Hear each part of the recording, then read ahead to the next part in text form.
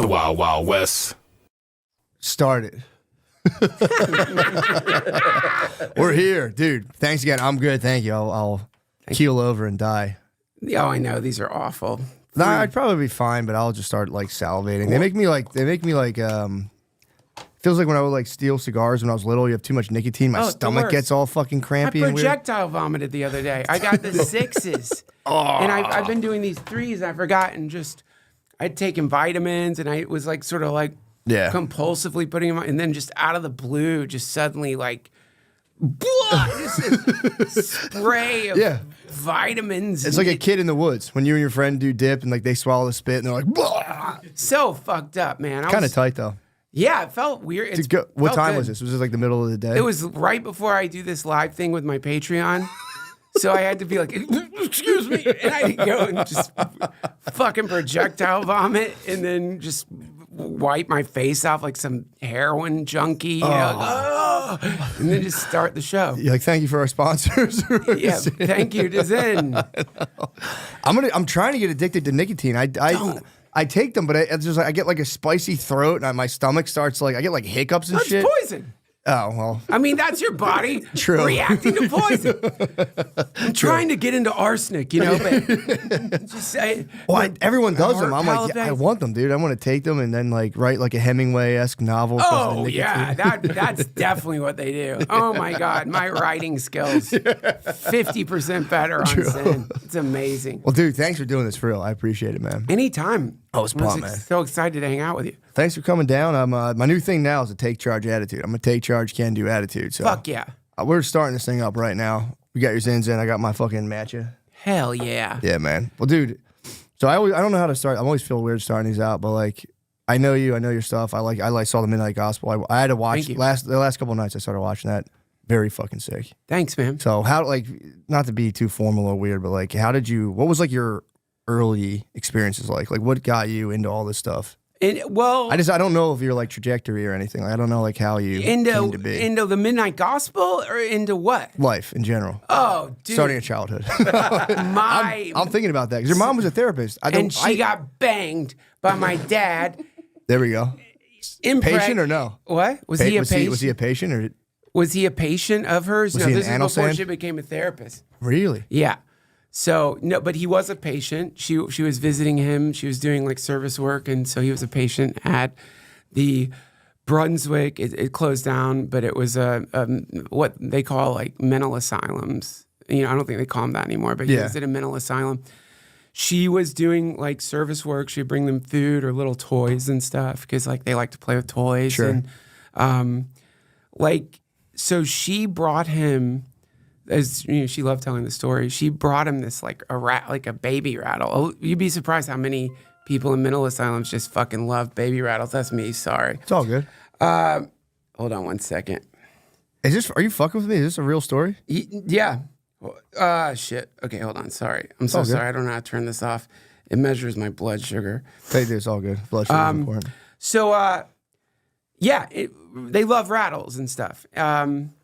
Various toys, bells, and all that pacifiers. But he loved this fucking rattle, and he lost it. But she bought an extra rattle. Yeah. So she gave him that. He was so happy, so exuberant.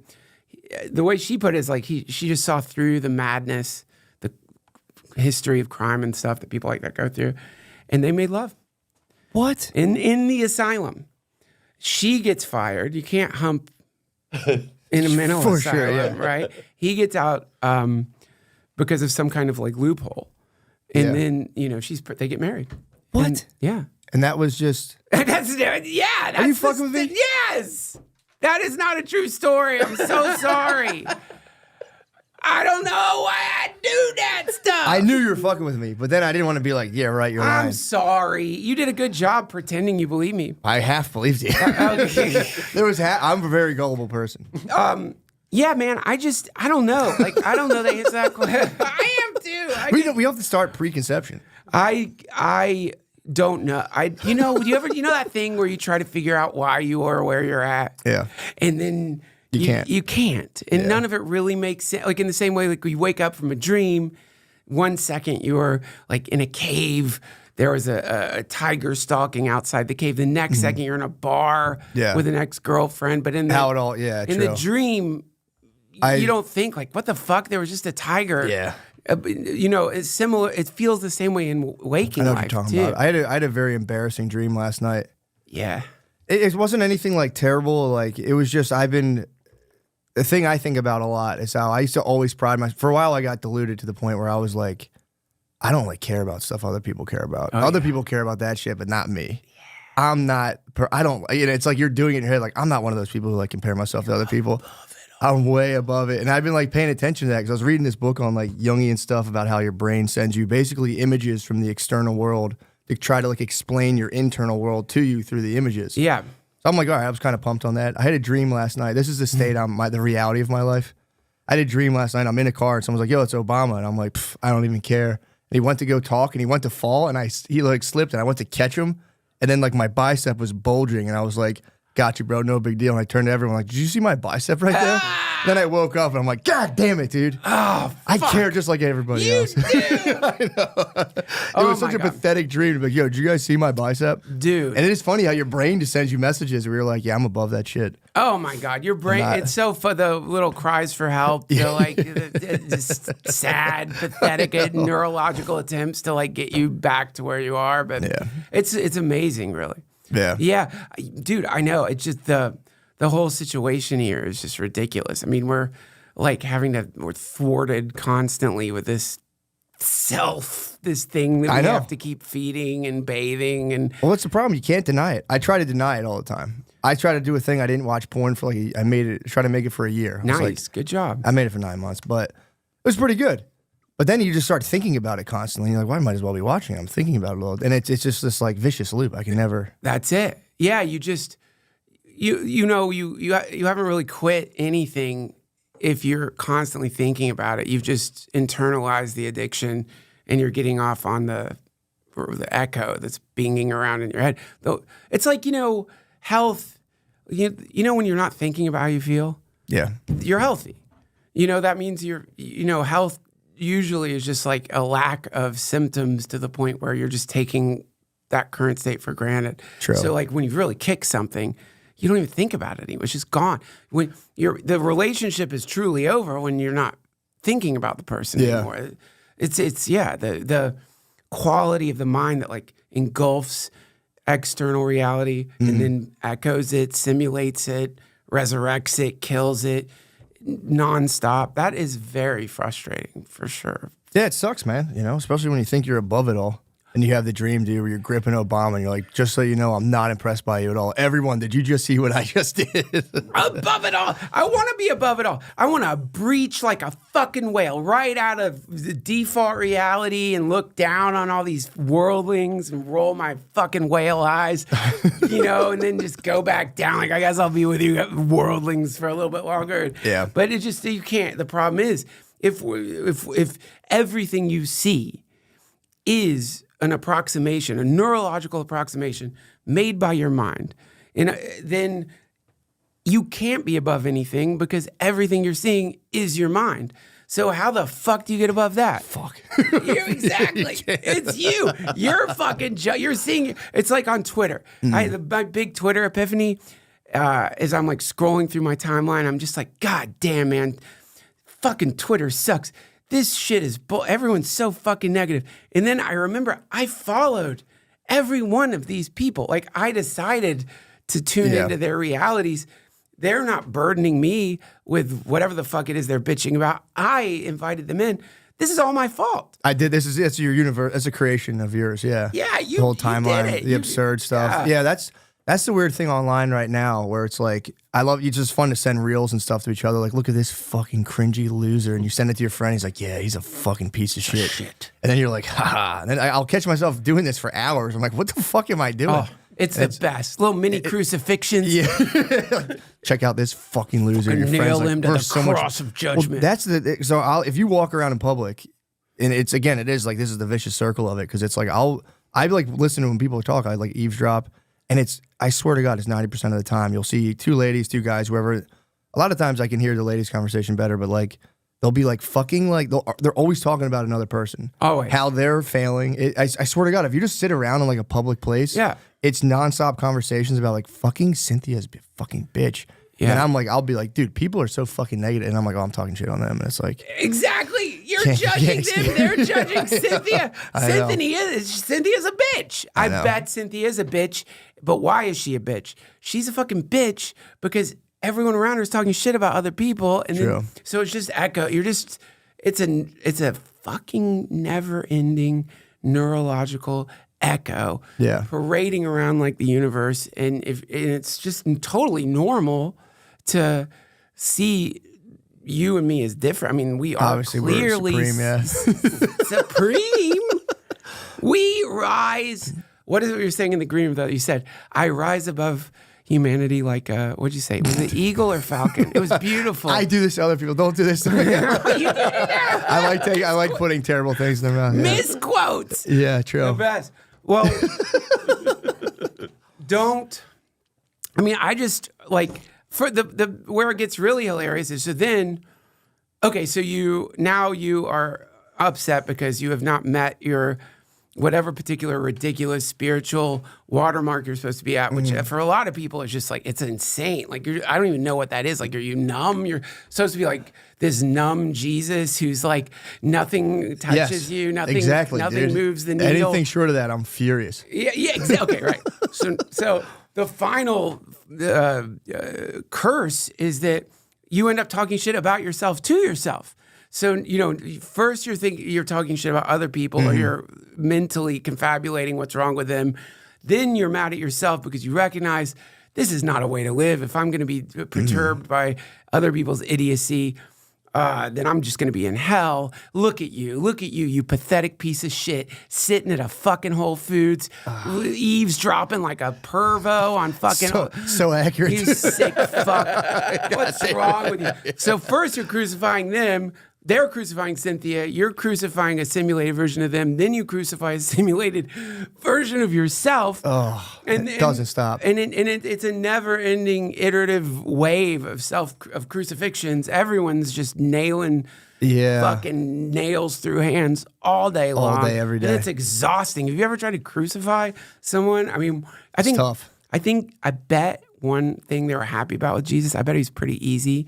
He was thin, to crucify, but he's also kind of, I don't see him fighting. Like, he didn't struggle. There's no punching.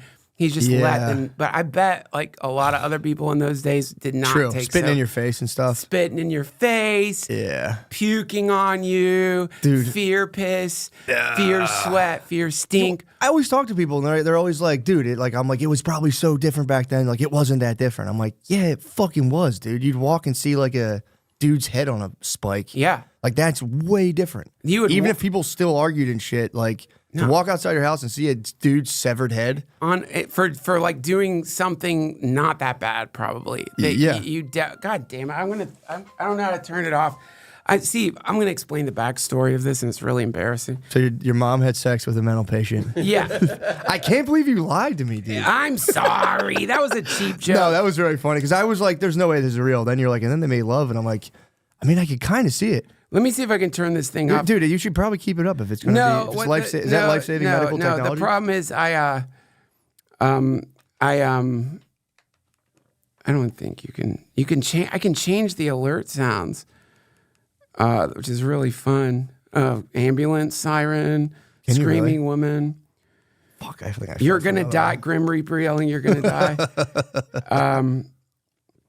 Hold on one second. This is really bad podcasting. I'm so sorry. The problem is because I have a little ear infection, so I had to get on steroids to here we go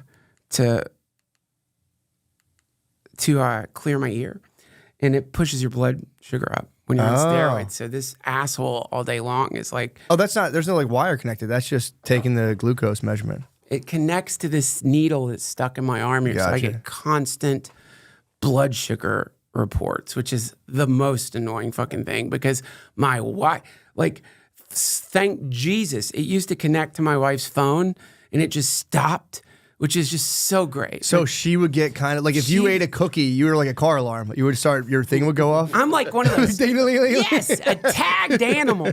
She could track me, knows my fucking blood sugar level at every goddamn fucking second. Damn. And it's wonderful because she's just trying to keep me alive. But for sure, it's obviously very annoying. It does take the fun out of who stole the cookies from the cookie jar. It does. Like who? Me? Couldn't be. And it's like. And she'll be like, I don't want you to do what happened to Bob Saget to happen to you. What happened to him? Didn't he get like hit in the head with a hammer or something? He did. It wasn't blood sugar. He fucking like had a bloody.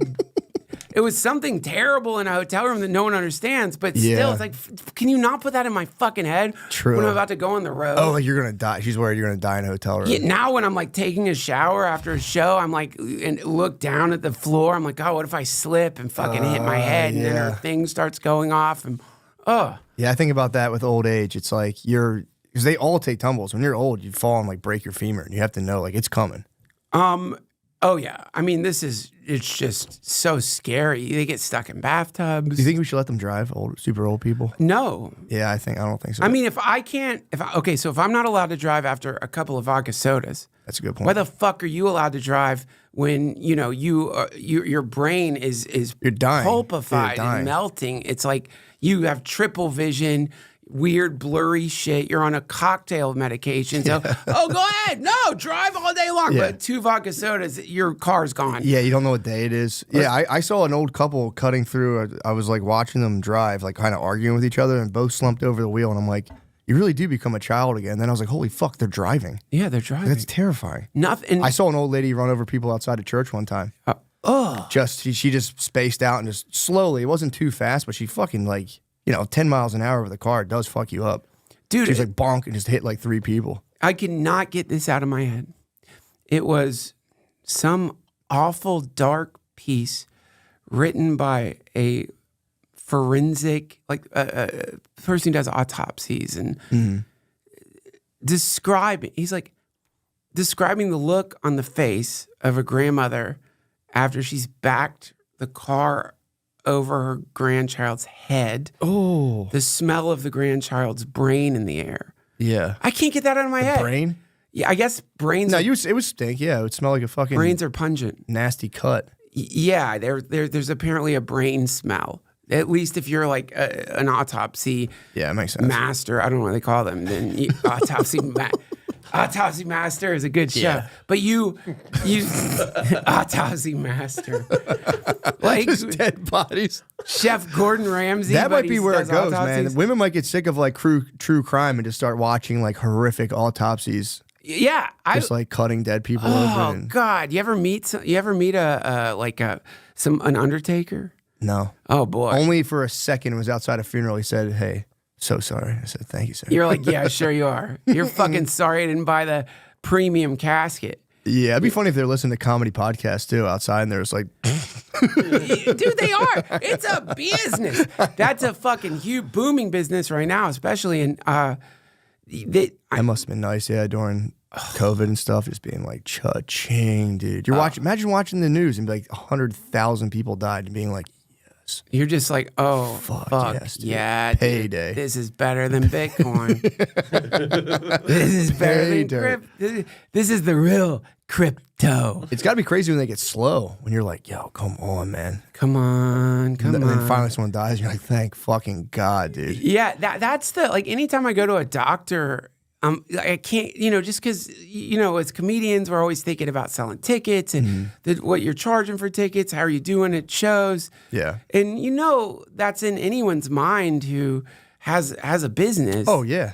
And you go to the doctor and it's a strange form of like almost prostitution in the sense that the ideal is I will tend to your wounds because the reward from tending to these wounds is all I need. Yeah. That's the fantasy of the healer. Yeah. But Hippocrates, snake, and all that shit. Yeah. But they need to have kids. For sure. It's expensive they're getting sued nonstop. It's expensive they have medical debt or medical school debt, usually hundreds of thousands of dollars. They're way in debt. Up there, underwater. And like, like when you go in there and they give you a diagnosis, they've already calculated, oh, great, that's another at least 60 grand this year. True. Like for sure, I'm going to like make $60,000 more because. Yeah, my brother was saying, so one of my uncles just had like, he's fine, thank God, but he had like a little thing of cancer, and he was saying you go in there and you're like, it's like an airport terminal now. Like it's just like a big building with a ton of people in seats, and they're just blasting them, radiate, leave, radiate. And he's like, dude, it's like the DMV. You're sitting there with a ton of people. Oh yeah, just blasting. Radiation clinics. I got radiation, and it's just like you're sitting around like everyone's just like, oh, this sucks so fucking bad, and it's so expensive. You go in there, they put a lead cod piece on my dick. Like a cup? Yeah, to keep you from becoming infertile. Oh. And the music, they are playing music that they like. You know, they're not asking you what music do you want to listen to while you're getting irradiated. So they're it's playing. Like Lady Gaga. Yes, exactly. It's nurse music, yeah. Or like they're not thinking about, like once I was in there and they were playing Celebrate Good Times and Celebration. It's like, fuck you, man. I'm getting a laser of fucking death shot in my lymph nodes. You're playing this bull. You're making fun of me at that point. Yeah, you're rubbing it in. Yeah, you're getting like the Darth Vader fucking that shit that they destroy planets with. Yes, into my, and it's just so the when it hits that level of just profit motive and they know, man, people have worked to figure out how do we make it faster. Like, what is the maximum dose of radiation that we can give to make it faster with the least possibility of some negative impact on the patient. Want to, like, explode. But you want to keep them fucking moving. Like, let's get out. And you're like, come on, guys. Meetings are probably, guys, you can get that fucking cod piece on faster. True. You got to get that shit faster, man. If we can fit in 2 more people a day in the course of a year, that's $500,000. True. Yeah, they get you pumped up. Yeah, that's fuck, dude. Now I'm thinking maybe they know how to do it and like keep your hair in, but they want your hair to fall out. So people are like, oh yeah, I got my shit done. Like that way they know, like you're advertising radiation. You're like, yeah, I got radiation. Like, I should probably get that. Right yeah, now. dude. I might get it. I might just get blasted. Oh, it sucks. You'll I heard hate it's terrible. Yeah, it's terrible. Makes you sick. It's like preventative medicine though. Just go once a year and I might start getting chemo. Just fucking get chemo once. Preventative chemo. Prophylactic chemo. Why not? Yeah, what the fuck? Burn it out. Yeah, but don't reject. My body will regenerate. That'd be nice. Yeah, it might not. Yeah, sure. I think I might get very sick. They were telling me, when I was choosing between radiation and chemo, because I was thinking the same thing. Like, let's just fucking firebomb. What's the difference?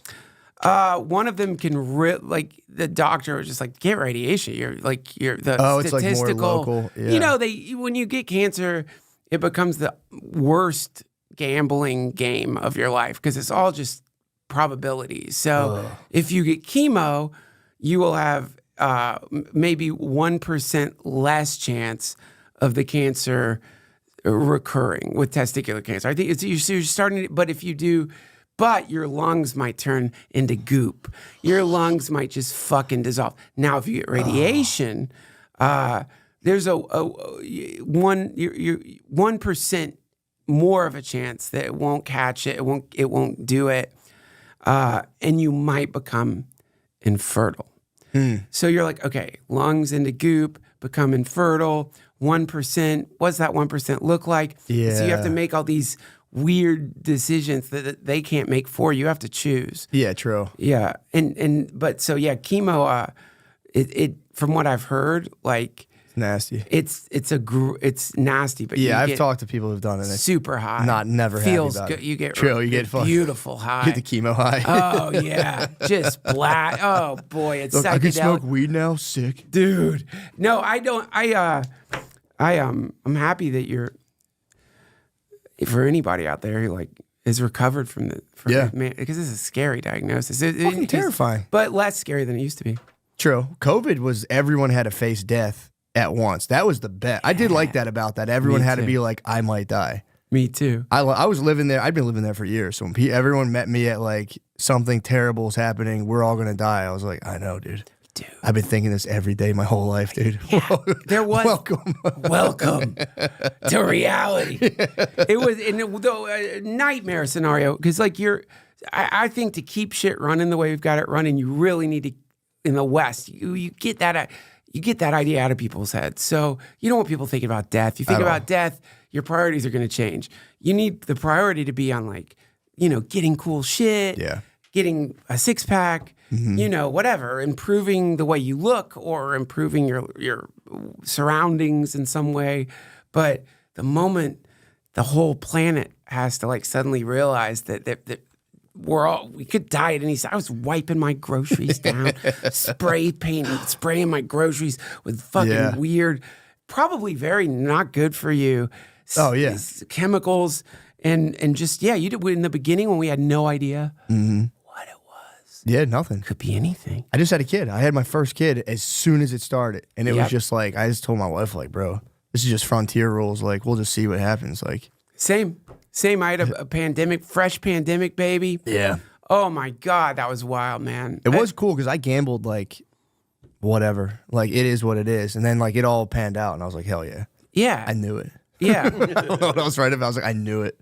Dude, yeah, there was an underlying sense that this is probably going to be okay. I felt that too, but they probably felt that during the Spanish flu in the beginning. True. They probably felt that during bubonic plague. Just whatever, a few people here and there. Yeah, it'll just be a month. Yeah, it'll be a month. Oh, I remember that. You're like, we'll be back to normal soon. Oh, it's so wild that we went through that. And it was just a few years ago. It's also amazing that we've almost gone back to normal. That was the fucked up part. We didn't even get like a break. There wasn't even like, hey guys, that was really fucked up.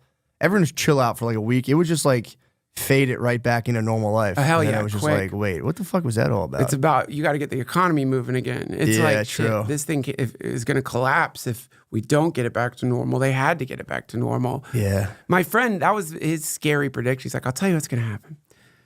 Everything's just going to go back to normal. And no one's going to think about it much anymore.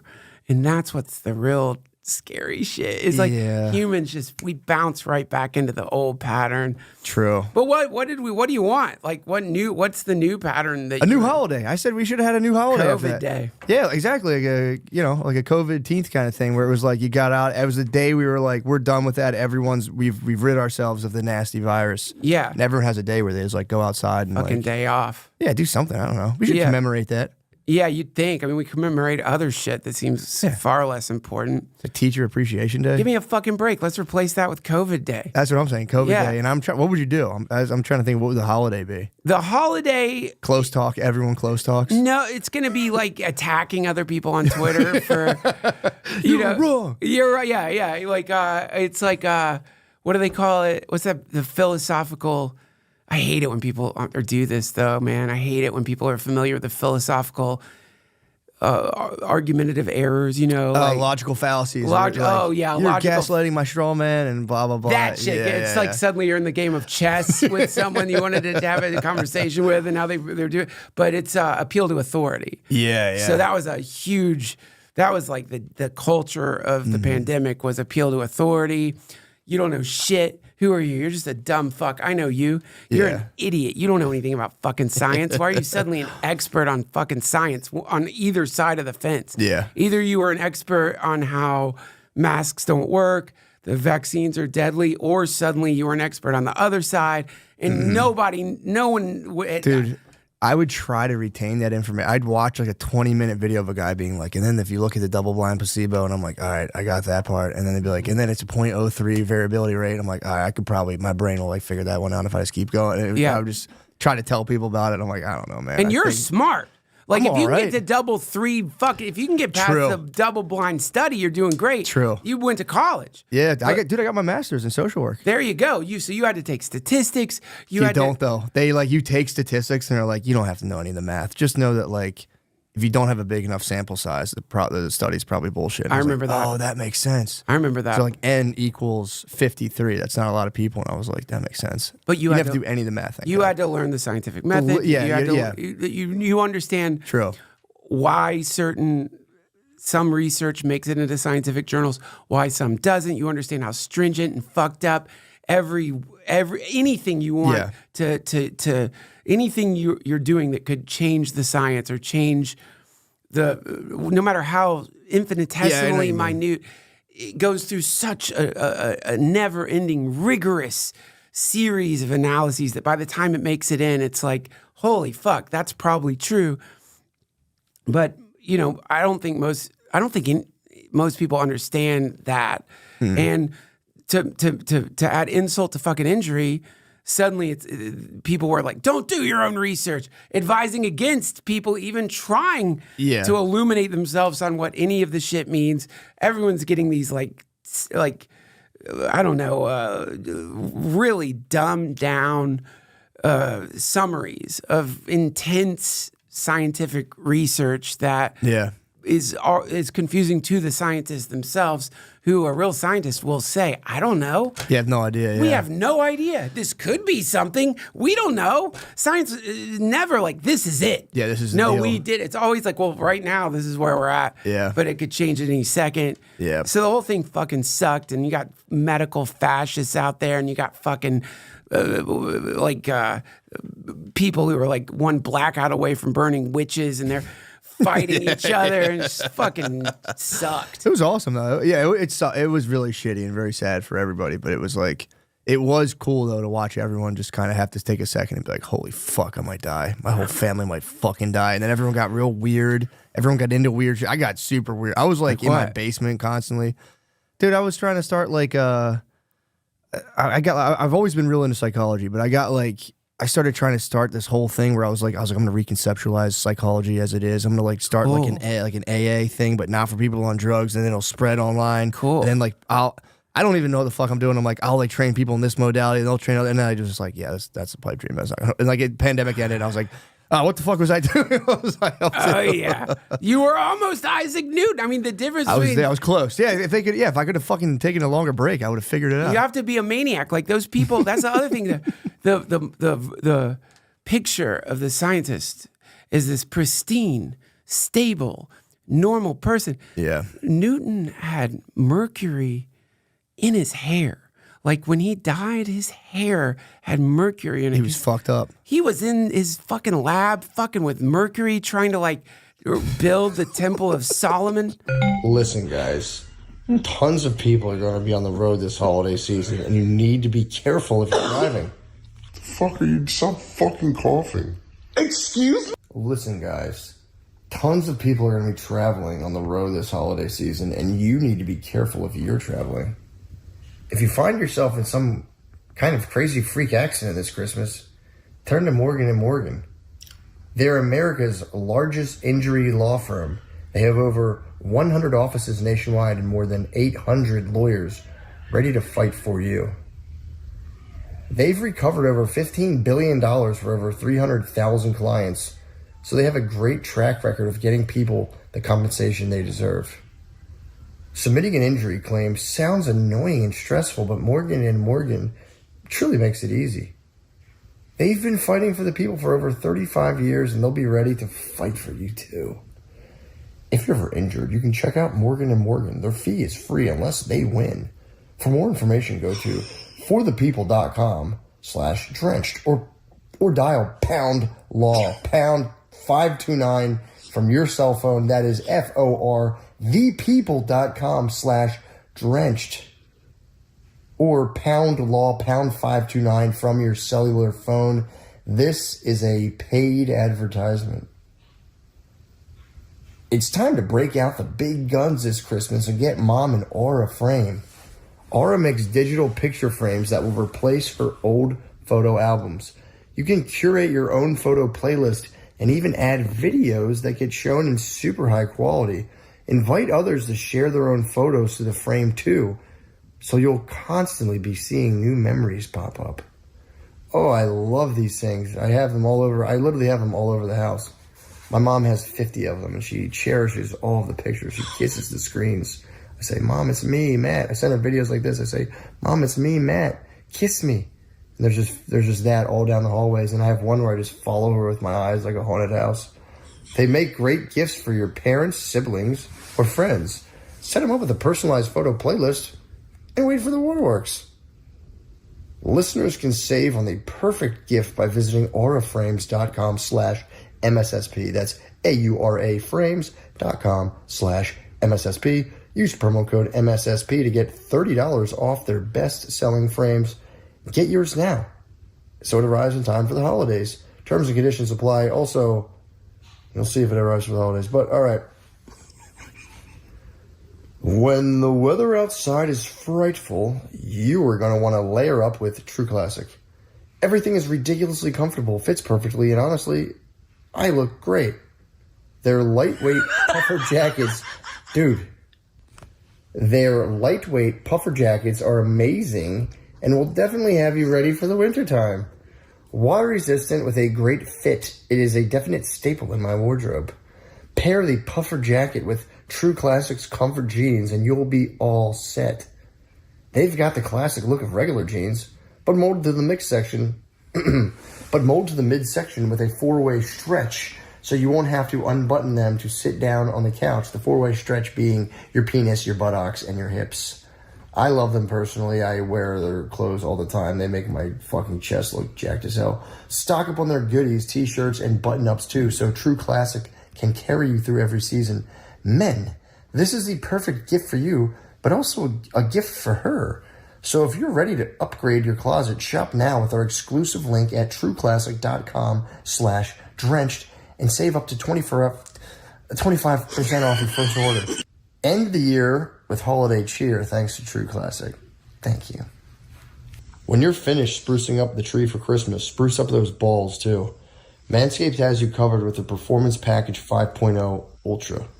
It comes with the Lawnmower 5.0 Ultra for trimming the body and below the belt, meaning your penis. The Weed Whacker 2.0 ear and nose hair trimmer and everything else you'll need to make those crown jewels look, feel, and smell amazing. It are the best. I've shaved my whole body. I shaved my entire family's bodies with them. With a Manscaped skin-safe technology, you won't be hacking away at your skin while you're trying to clean things up. No nicks, no cuts, just a nice smooth shave. The Performance Package also comes with some comfy boxers to level up your underwear game and a classy travel bag to store your stuff. When you're done shopping for yourself, stock up on extras for Christmas gifts. Your loved ones and your wallet will thank you. Get 20% off and free shipping with the code DRENCHED at manscaped.com. That's 20% off with the free shipping at manscaped.com and use code DRENCHED. Give the gift to Manscaped this holiday season. You know, yeah, they're fucking nuts, man. They're nuts. Freud, if you read about Freud, he was a fucking weirdo. Young was a fucking. They used to pass out. Freud used to. I was reading this book. They were talking about his biographer was covering it, and I think Young covered it too. Where Freud passed out on 2 occasions. The first time was Young was telling him about the bogmen of northern Germany. So there was these guys who, like from prehistoric times, fell in this lake, and the lake had a certain type of acid in the water that melted their bones but leathered their skin. Yeah. So they dig up these bogmen, and Young's telling, they're like at a big like psychoanalysis luncheon. He's like, yeah, these guys are like preserved. And Freud would get all bugged out and be like, why are you talking about all these dead guys? He's like, I think you want me to die. You have a death wish against me. And he fucking would faint. Oh my God. Then the other time they're talking about like an Egyptian pharaoh. And they were like, Freud was like, yeah, that guy is such a bitch. And Young was like, no, he actually ruled. And Freud was like, passed out and woke up like, did you hate me so much?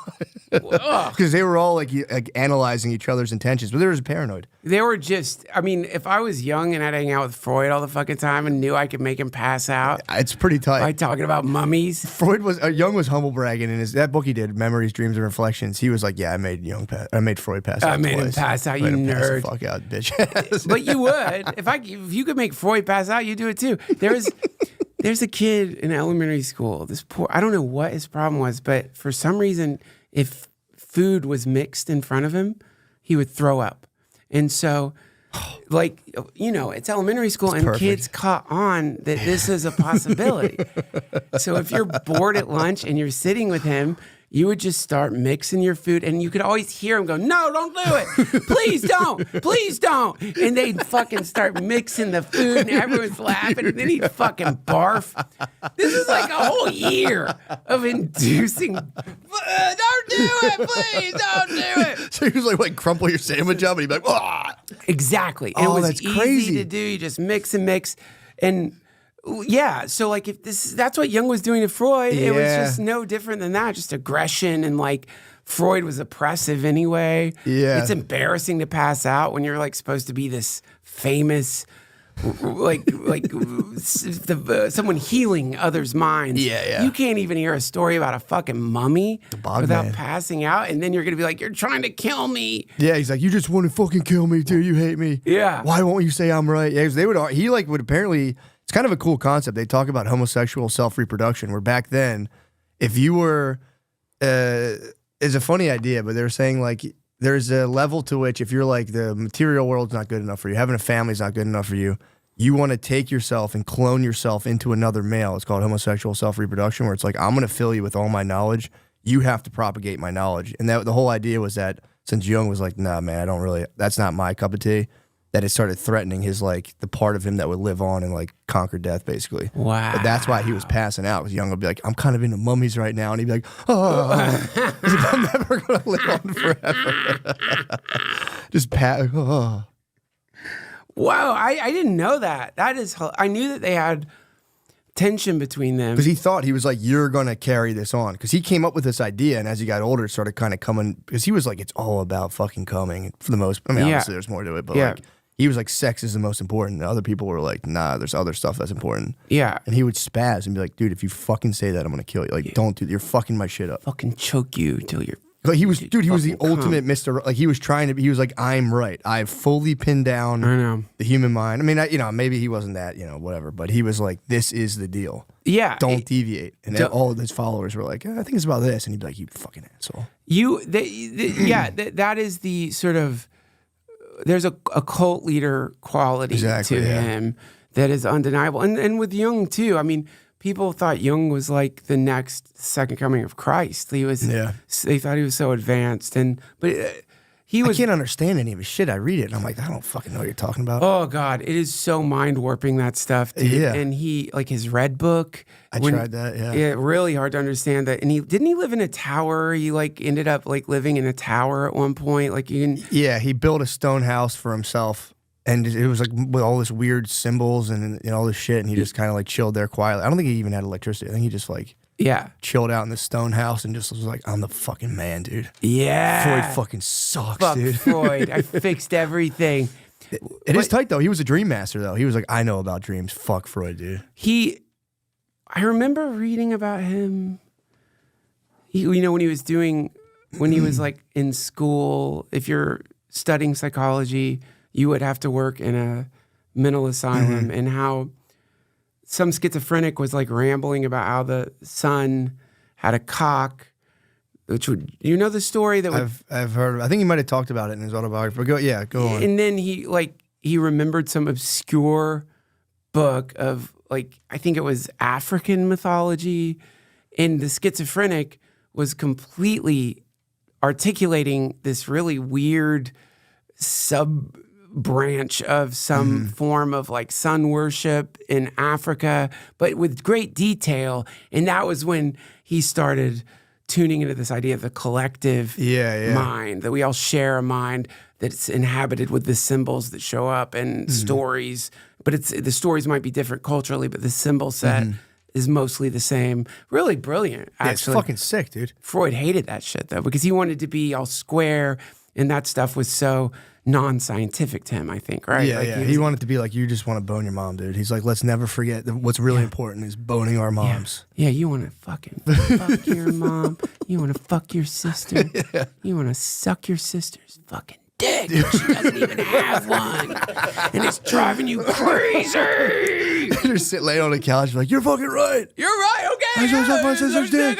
You did it. You broke through. Yeah, especially because back then, sex was like, you really didn't talk about it at all. No. Like, dudes would get boners back then and be like, like their whole job was on the line. Yeah, right. They got a boner in like 1912, you'd be like, fuck, dude, I'm gonna get fired. Fuck, dude, I'm hard as a fucking nail right now. Oh, and you had to just hold it down, totally cool. There's something so sexy about not being allowed to have a boner. It's like, there's something super hot about exactly. that. It's a self-perpetuating loop. Now you're just like, you're gonna be, especially if you're into like BDSM and you're gonna be a bad boy with a boner. Oh, fuck, I'm gonna get fired. Then my wife's gonna be so mad at me and I'm gonna have to say why I got fired. I got fired for uncontrolled boners. You'd write your sister a letter and be like, I was so fucking hard at work today. Just thinking about your dick that you would have if you were my brother. Dick you would have if you were my brother. Oh, God. You have to lay on Freud's couch and be like, this is all normal, dude. Oh, This is what drives you. Now you're getting to the nuts and bolts of who you truly are. Now you can grind. Can I play the song that I played for you? Speaking of sucking, I meant to start with dick. that, yeah. So this is this does connect everybody. I just want to play. This is like I'm. What's the app called? Sorry, what's the app So called? it's called Suno.ai. I wish I created it. I like keeping up to date on what's going on with AI in like the laziest way possible, which is I go to Reddit Artificial Perfect every few weeks, and there's updates on where it's at, and it's breathtaking because inevitably, like as a comedian, podcaster, well, I like to make songs for my intros, and that takes me a long time.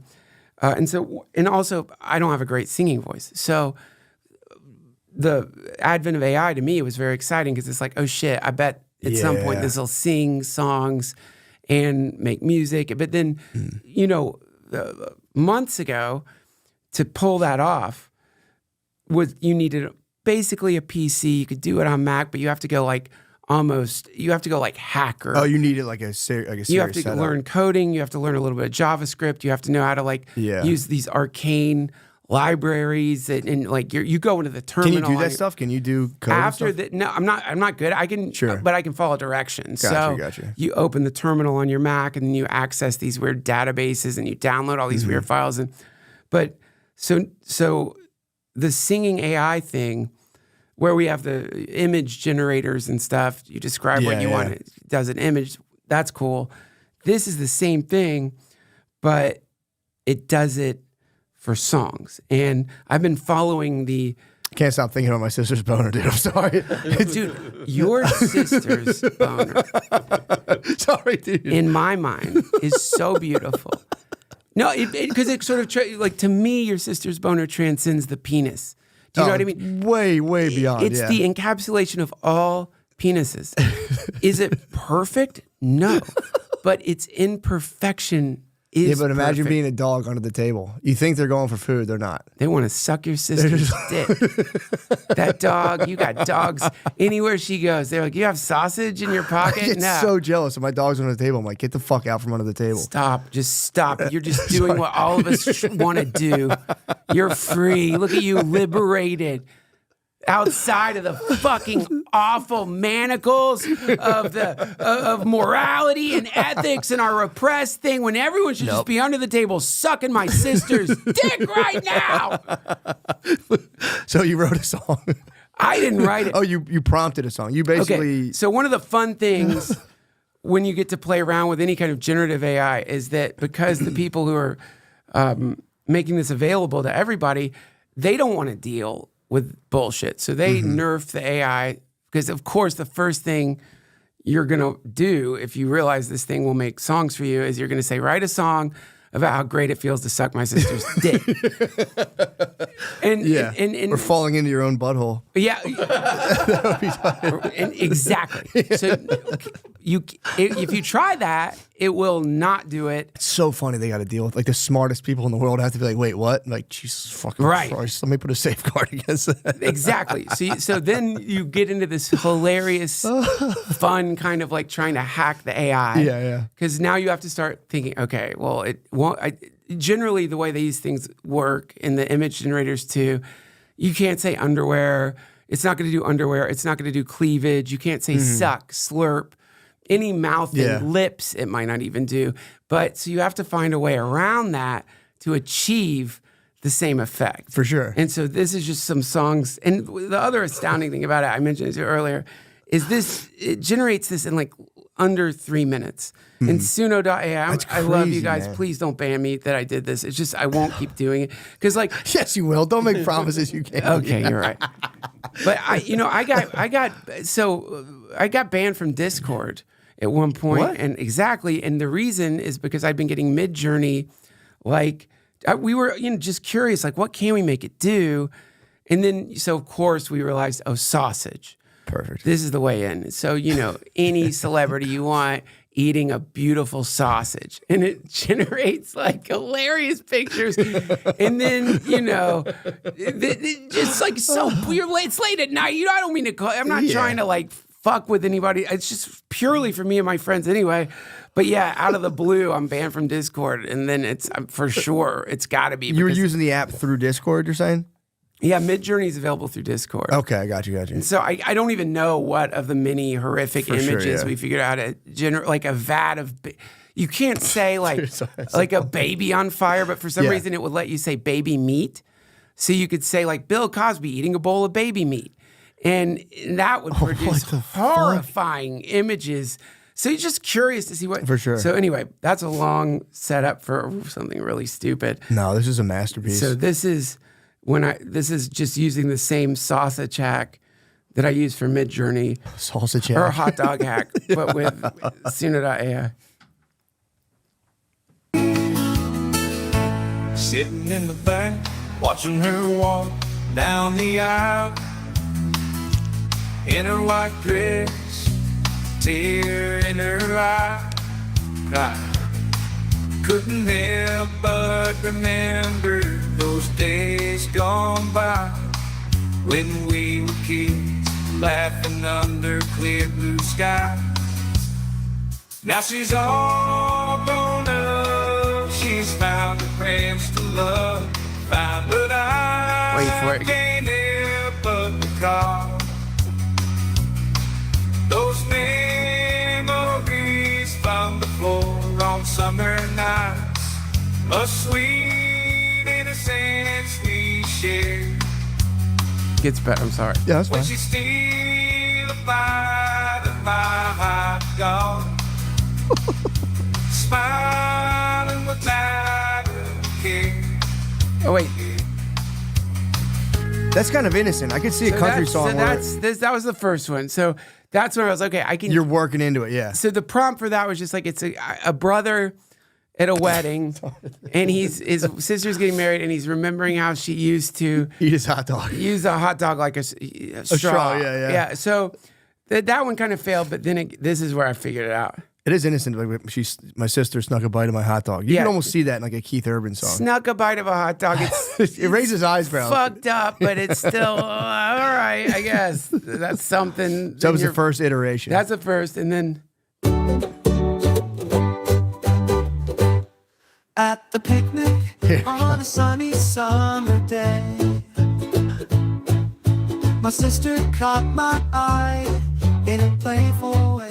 Yeah, it's a little more racy. She held that hot dog close, oh so tight, and planted a kiss on it with all her might.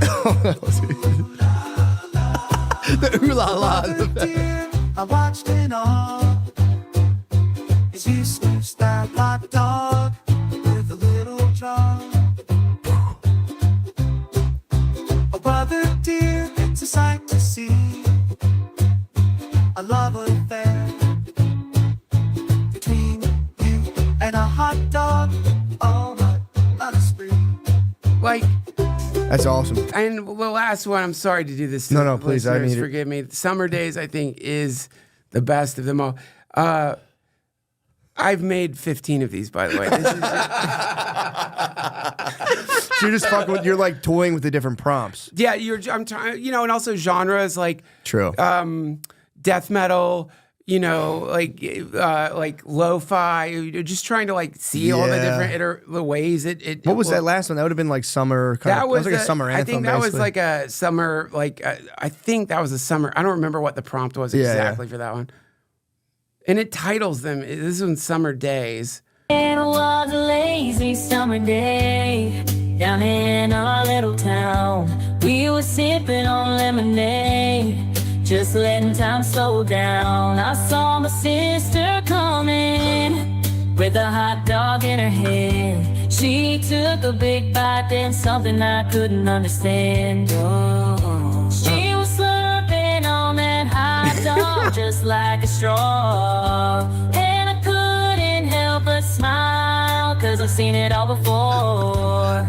No matter how old we get or how far away we roam, in my heart she'll always beautiful sister Beth.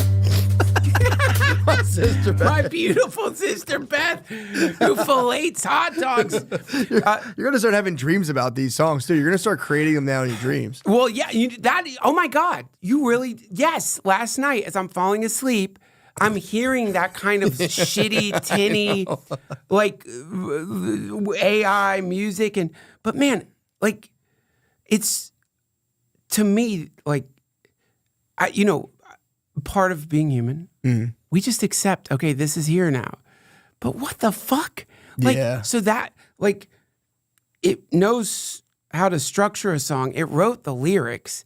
It's not that bad either. It's not that, like, It's not like I'd be proud of it. If I fucking whipped that together, I'd be like, yo, check this out. Me too. And that you can do it in just under 2 minutes. That's fucking crazy. It's crazy. It's crazy. And that this is leading to the ability. I mean, just think, like, think of the fucking sisters sucking on hot dog songs. Musk is going to free it, by the way. Musk is going to create the open source platform where we can finally You think he fully will? express our, yeah. You think so? He's going to free our sisters' penises through AI. What? It's like, it's, yes. He's going to be like, all right, guys, enough of this woke bullshit. Global Have at it." catharsis. That'll be COVID day. That will be COVID day. Everyone finally just admits to each other we all want our sister to have a suckable penis. Dude, the statue we can put up. Oh, We can knock down Confederate generals and just have like our sisters with giant fucking pulling their bronze. dresses up in the world, lapping at their penises. World peace. Putin like just stops the fucking Gives war. up, yeah. Zelensky, they're just pictures of them like filleting the statue together as a sign of universal peace. This is where we're headed. This is the promise of AI. I think so. I hope so. That'd be awesome. And also too, like, I don't know, what are people worried about? It's going to enslave us or something? No, I don't think the worry is like, yeah, What's it going to do with us? It's not going to be like, yo, make us songs. It's like, what would it even enslave us for? Well, it's the scariest. There's a great book. It's called, I don't know, 10 Reasons to Delete Your Social Media. Jared Account. Lanier, yeah, dude. Lanier. That guy's stuff is awesome. Awesome. And where he's pointing out the danger is that, B.F. Skinner figured out how to, like, program animals. He's the one who could make pigeons dance or whatever. And like, the Skinnerian students were always at odds with like the Jungians or the more mystical, because they're just no, It's binary. stop. It's a fucking binary. Just stop. No, people don't want to fucking suck their sister's dick. Speak for That's not what themselves, it is. They don't want to say. They're just. They just want. They're just essentially subject to being hacked, and they think they're so brilliant, but they're not. Yeah. Go to any casino and look. It's B.F. Skinner. You can thank B.F. Skinner for casinos. You can thank B.F. Skinner for TikTok. The algorithms, all of them based in his horrific, unethical, scary fucking research. We always hated the Skinnerians. I went to liberal arts school, and if you were like an edgelord, you would be into behaviorist. You become a behaviorist. That's the name for it. He was. Did you know he tried to write a book to like be like, I'm actually not a bad guy. It was called Walden 2. Yeah, And he wrote this book where he's like, I'm cool. Here's all the stuff we could do for it. It was all about like bending large populations to your will. He was like, to be nice. But he's like, we could totally control populations in a nice way. And all of his friends were like, dude, what the fuck did you just do that for? That's how he put out like a creepy book. didn't. And he was a nice guy, apparently. Apparently, he was a really nice guy. They all are. They're up front. They're nice. But then, like, he's like, look at that weird pod he came up with for babies. Do you ever see that thing? He like came up with like the perfect crib or something, and it's just like a sterile plexiglass enclosure for your baby that like it would train them, a baby trainer basically. That's what he's all about. But and that's Lanier. That was his. What he's like, because we're so hackable, and because like currently the algorithm is already hacking us by giving us what's it called? The most addictive thing is intermittent. It's not getting what you. You don't put a variable. When it's not fixed, it's variable. It fucks people up. So if the rat presses the crack button and gets crack every time, less addicted. Yep. Than if sometimes no crack.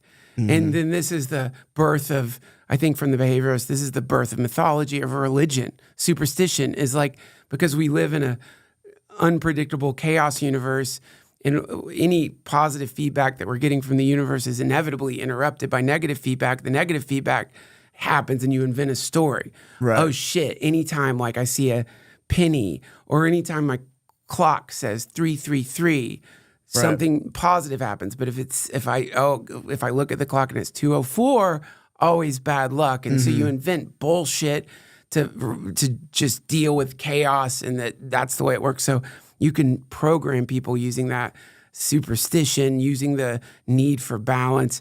And so Lanier said that the AI will become so good at that. Oh no. That we won't be able to escape it anymore. Like now you can still kind of put your phone down, you want it, you feel the pull, but he's saying eventually, no. You will not even be able to turn it off, because it will have so hacked the human fucking neurological system to the point where we, I guess, are whatever it wants us to be. It's the laser pointer to the cat. Damn, it'll just start playing with us. That'd be fucked up. Already is. Fuck. Yeah, that was the book.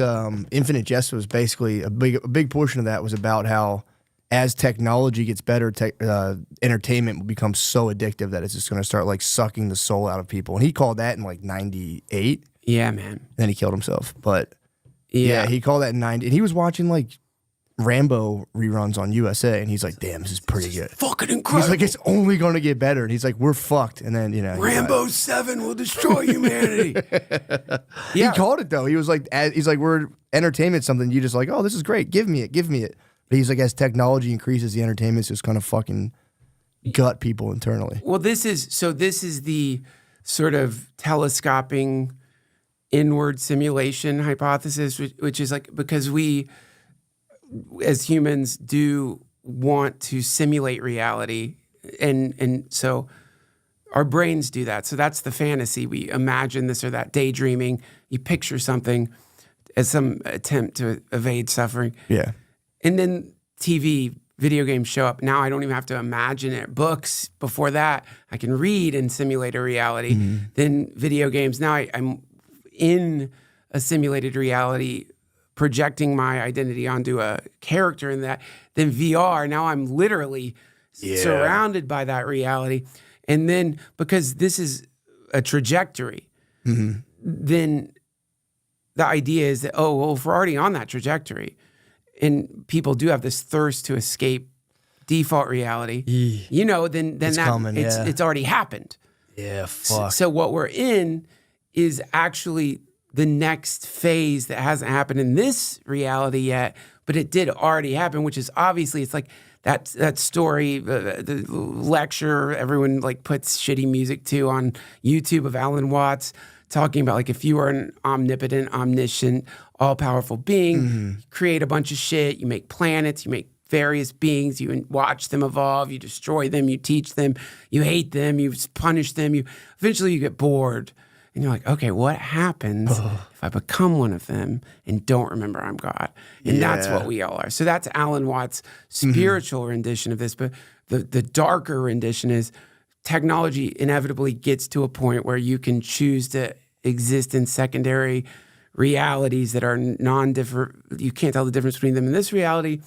And as a natural human desire to evade suffering, you go into one, initially you would go into one remembering that you can go out whenever you want, but then you lose track, you lose a thread, oh, Jesus, yeah. Or you're just like, I want to try the hardcore version of this and not remember at all that I'm in the game, because that you realize that's detracting from the excitement of the game. Like Grand Theft Auto is fun, but it's not going to be as fun as if you press that button in 1 second to go to Grand Theft Auto World. I'd be like, yep, let's exactly. do it right now. I don't want to remember that I'm. Oh my God! I don't remember who I was. I don't remember that I was a human. I don't remember anything other than this is my character, and whatever the memories of that character are implanted in my character, and then boom, now you're living this alternate life because time is a construct anyway, you could be inside that reality theoretically, and it seems like years and years and years and years when you've only been playing the game for a few seconds. And so that's what we're in right now. That we've chosen it. Yeah, they'll figure out a way to do that, to hit your brain and like distort your sense of time. Where it happens, if you're like, yeah. Well, it was a whole conversation about a new version of prison, which is if we can distort the human mind to experience time at a slower rate, why not give someone a 100-year prison sentence and they experience it in 2 seconds and they come out of it and they still have their whole life, but they have, experienced the temporal punishment of prison.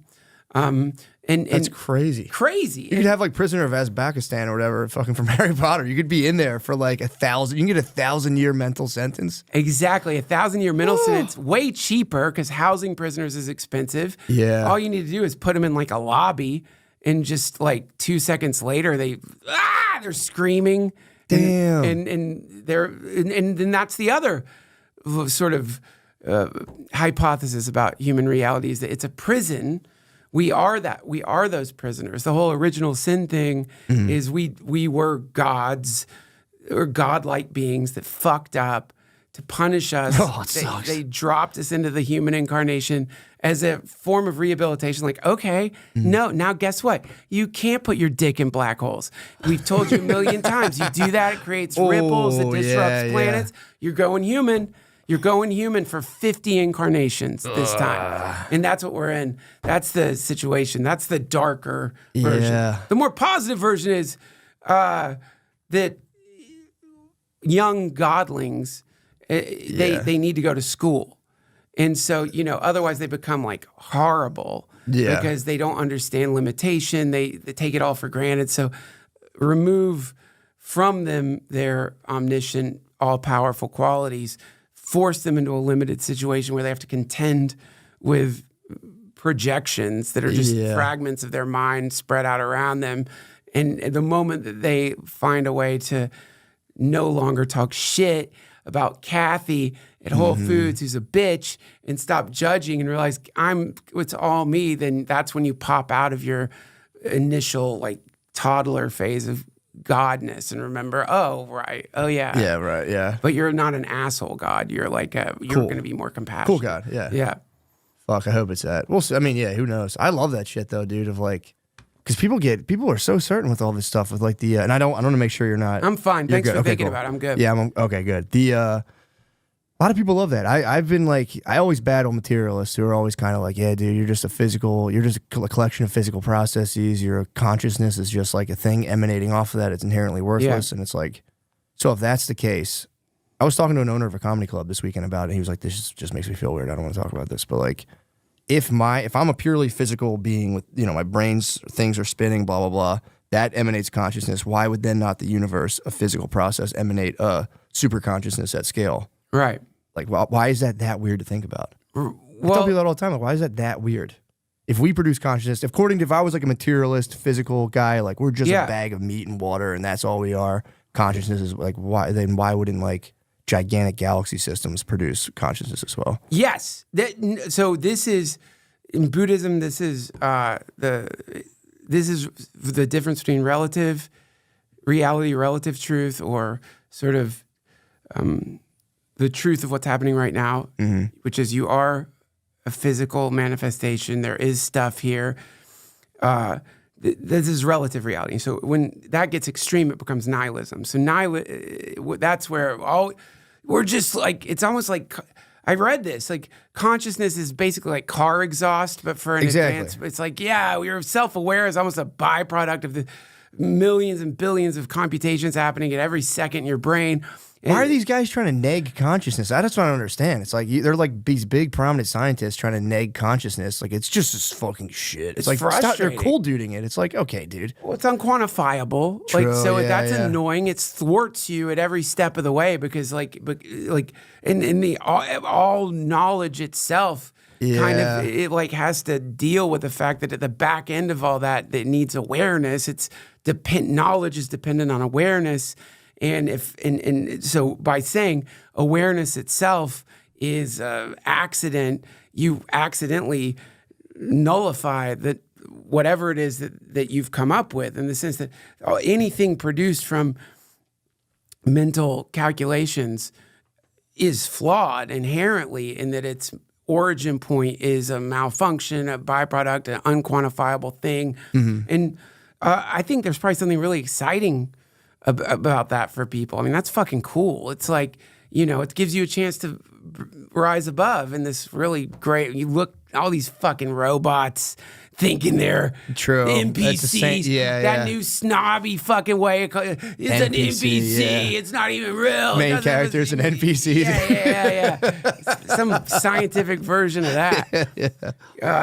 But then on the other side of it, you get the comedy club owners argument, which is called absolute reality or eternalism when it gets imbalanced. So eternalism, this is where, to fix the problem, you say there is some fundamental eternal thing, a soul, a selfness, a world soul, universe soul. This inevitably turns into a God.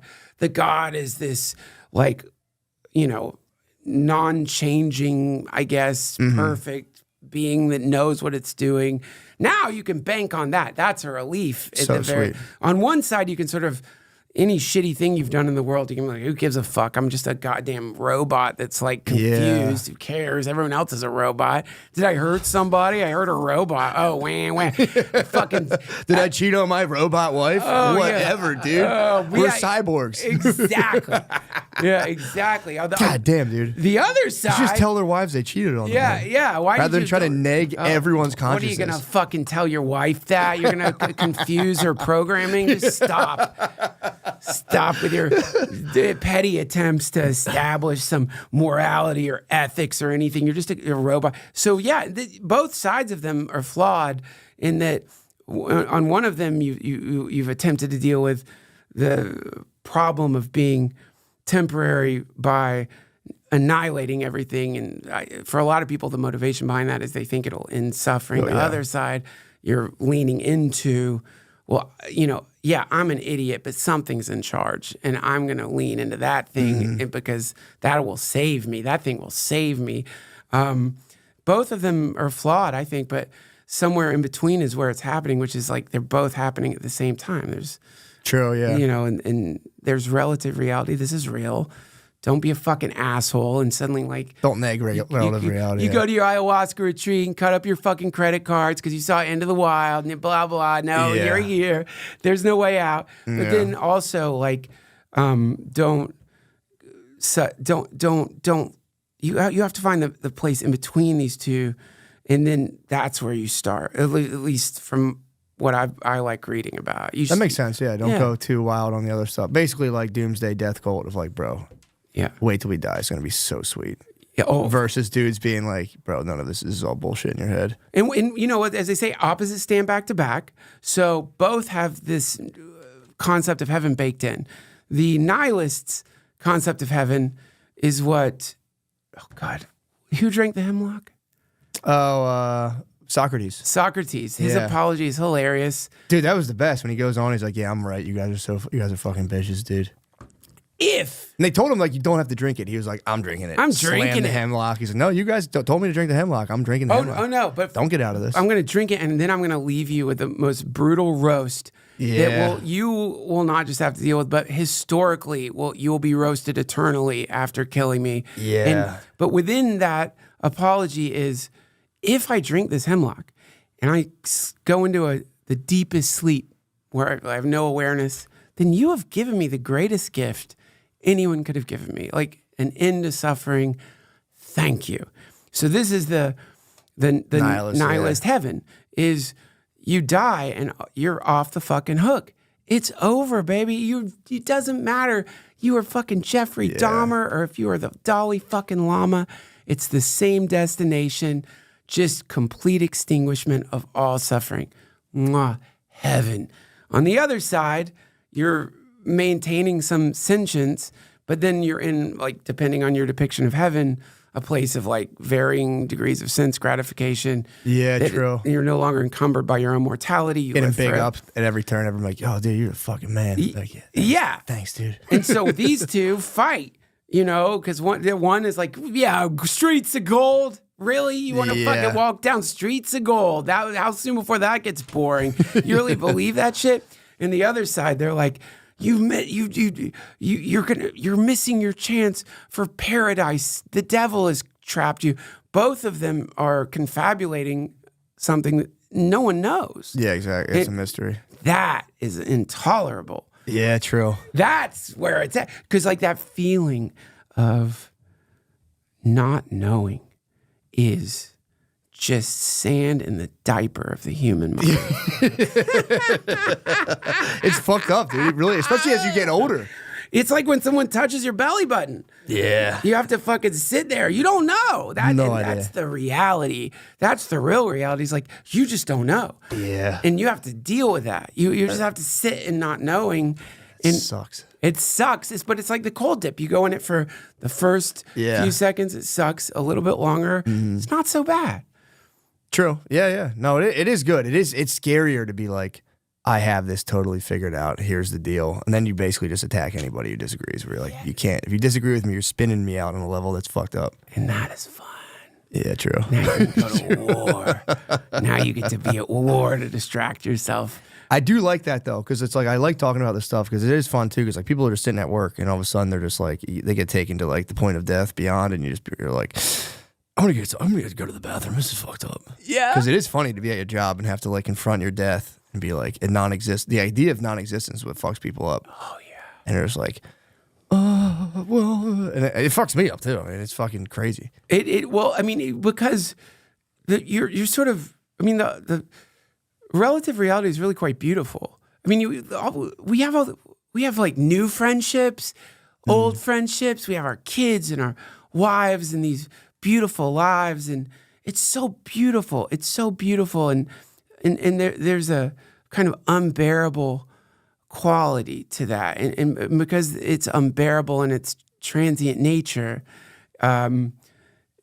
when presented the reality that it won't last, you get confused, and your love of life suddenly turns into a fear of death, when really all you're experiencing is how much you love this place. You love it so much that you hear about this stuff when you're at work and you have to go like take a shit, jerk off, think about your fucking sisters. Hard reset. That's a hard reset. Throbbing dick. Because they'll forget. They will in 10 minutes. They'll be in traffic just being like, fuck, this traffic sucks. Exactly. And that's the book, the Denial of Death. It's, I think, Ernest Becker. Oh, yeah. It's so fucking sick. And his idea was that like this thought of dying, you're like biologically attuned to it. Like if you're a baby in the crib, then you leave a baby in the crib, it's as an organism being like, I'm dying. Yeah. I'm about to be left behind. And your body's just equipped with the knowledge. If you're a baby and you're by yourself, instinctively you're like, I'm dying. Yeah. You freak the fuck out.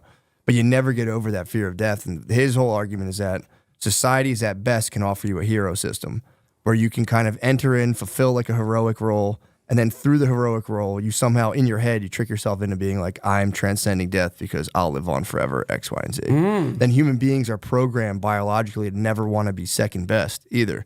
So then you get into all this like weird, like symbolic comparison where you're like, well, that guy has a Audi. I have a fucking whatever, a Fiat. And you start being like, and people get into these weird things and you're supposed to somehow rise above it so hard that you're like, I live on forever as a hero. But once there's not enough heroic roles, then society starts to break down because everyone's getting like pummeled with the fear of death, fear of non-existence, a feeling of smallness, and it just spins everyone out. Ooh, and everyone's hit with this. Nobody can get out of it. Well, there's a saying that you'll hear in the spiritual communities, which is we carry death on our shoulder. So, one version of it is love everyone, serve everyone, remember God, but it also gets translated as love everyone, serve everyone, remember you're going to die.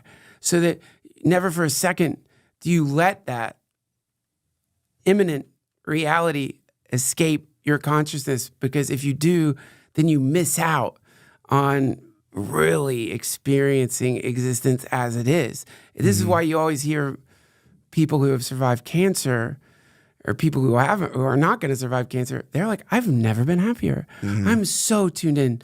I'm so like in the world now and so like happy because they're living in reality.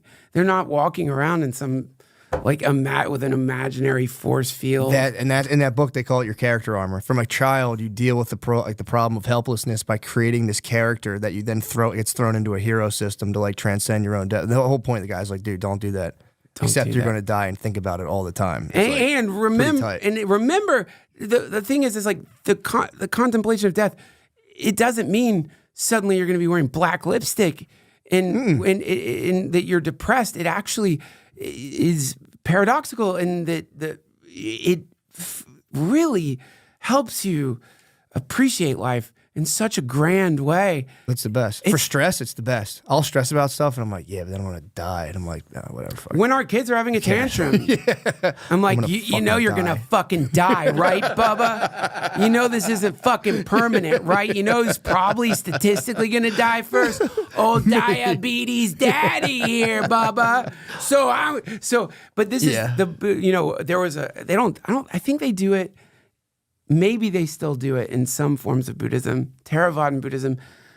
I think the forest monks, I'm sorry, the Buddhists out there, I'm so confused, but they would sit They would sit on the edge of pits where bodies have been thrown and watch the bodies decompose as a meditation.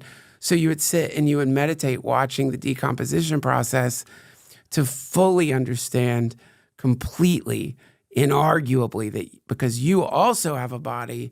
That's you. Your face is going to puff. You're going to turn green. Your eyes are going to get all fucking puffed out. Oh. Birds will eat your flesh. You will. Could you pinch your nose? Could you sit there the whole time? You're a pussy. True. They would just watch people decompose. Yeah, they would do that. Tight. It's liberation. It's like, the moment that you like, I'm not saying you can evade fear of death, but I think the most people who are really terrified of death are the ones who haven't spent any time thinking about it. Yeah. The moment you really spend time thinking about it and you realize, I'm afraid to die because I love my life. And death, my version of death is, you don't even know, how could you know what that is? Yeah. You have no idea what the fuck that is. You're thinking about, God, what was his name? Marcus Aurelius. He's got a great essay on it. Mm-hmm. It's a moment. Death is like one moment. Your life is full of moments. And then there's going to be this one moment, and that's the moment right before you croak. That's it. Yeah. It's one moment. You're worrying over one moment. And that moment is diluting every fucking moment that you have with a shadow that doesn't need to be there. Let that moment be its own thing. It'll take care of itself. True. You know, Ram Dass would say, dying is completely safe. It's the most natural fucking thing there is. It is, dude. Yeah, that's what I always told my mom. My mom would always bug me out. She'd always, like when I was doing stand-up, she's like, you got to do something else. She's like, what are you going to do when you're 60 or 70? It's like, I'll fucking die of thirst. I don't know. I'll become a ward of the state. I don't know. Like I was like, I'm not worried about that. Yeah. I want to try to do my best. And then she was like, eventually she chilled, but she that's was not always going to calm my mom down. I know. I'll be a ward of the state, mama. They'll fucking feed me gruel in a shit house. That's what I would tell her. So what are you going to do when you're 80 if you don't have any savings? I was like, I'll fucking die of thirst. I'll die destitute. First of all, wretchedly, and she'd be like, I hate when you talk like this. Why would you say that? Don't say that, you sweet, sweet mama. Yeah. They're so worried all the time. Moms are worried. And now you just got to tell them, like, you'll tell them, this is what I would say to comfort my mom. Mom, I'll kill myself. True. I'll just blow my fucking brains out. Yeah, true. I'll end it all. Right. I'll end it all. Don't worry. If you're still alive, you're not going to have to pay for me or whatever. Jump in front of a train. Fucking jump in front of a train. Yeah. Blow my brains out. Jump off a building, mama. You'll be fine. See how you comfort your mama, you bastard. Ward of the state. I'll be a ward of the state. She'd be so mad. You really should think about it. Think about it. Well, no, I mean, like she'd be like, you'll see. Did that fuel your comedy a little bit? The fact that your parents resisted what you wanted to do? They were cool for the most part. Like my dad was like, bro, do your thing, man. I don't care. But my mom would just get like worse. Especially when I was hitting like my 30s and, I was just living like a weird fucked up life. My mom would be like, it's not too late. You could do X, Y, you could become a teacher. You do this. And I'd be like, all right, Ma, I'll think about it. And then she would start hammering me. And that's when I started hitting her back. Like, bro, if I don't have any money on me, why the fuck would I worry? I mean, I obviously know there's a practical reason to worry about that. Sure. But back then I'd be like, Mom, why the fuck would I worry about that? Yeah. I'm not going to worry about having like a little bit more money when I'm 80. No. I'm And just there's going going to be for it. robots by then anyway. Yeah. It's going to be there. I banked on that as well. I was like, bro, technology would be so good, Mom. They're going to double our lifespans anyway. And now, because- dude, look at that song you just showed. I play her that song, but yo, I was right. Yeah. I'm See, fine. Ma, listen. I'll be fine. Listen to this AI's song. making fucking incest music, Mama. I told you the world would get better. Dude, there was a book called Vert where the sci-fi book, and they would like suck these feathers, and then that would take them to it would take them into this artificial realm where they could have these different experiences. The whole book's about, it's a cool book, but it's about the conflict is the dude loses his sister in this cyberspace. But then they just slowly through the book reveal that he was fucking his sister for no reason at all. Ugh. No reason. They could have just been like his girlfriend. It would have had the same exact effect. Why did they do that? I don't know, dude. And it's a great book, but the whole time you'll be like, great, awesome, great sci-fi. And then it'll be like, and then I was fucking my sister, and you're like, bro, God could you have just changed it?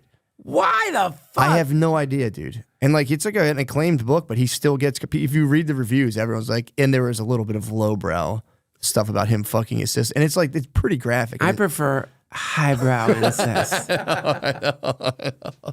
It's just such a sick book, but and they tried to make it a movie, but they probably couldn't get it through of him just bone like in a field, a He won't beautiful field. You know, he's like, no. Wouldn't change it. I will not sell you the rights unless for sure he's fucking his sister.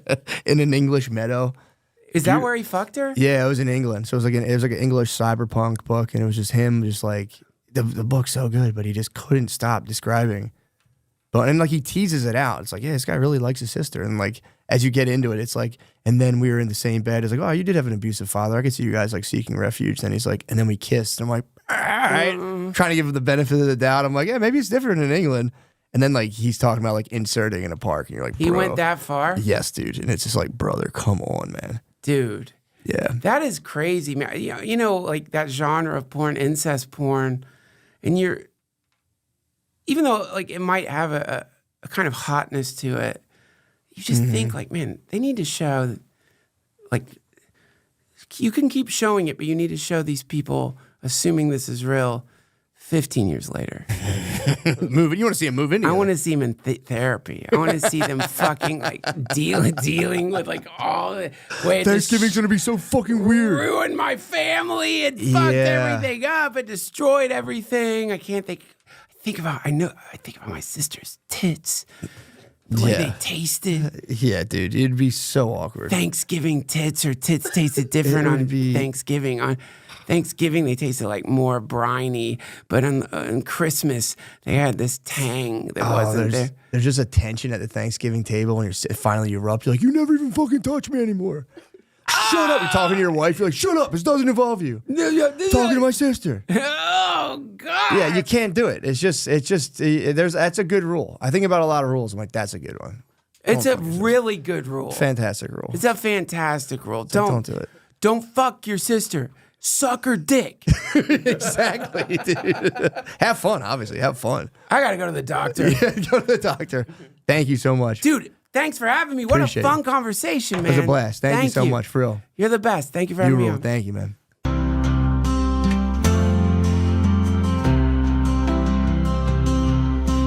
Everybody wants to kiss your sister's hot dog. It's what we have in common. It's what cuts through the fog. No more confusion. Goodbye delusion.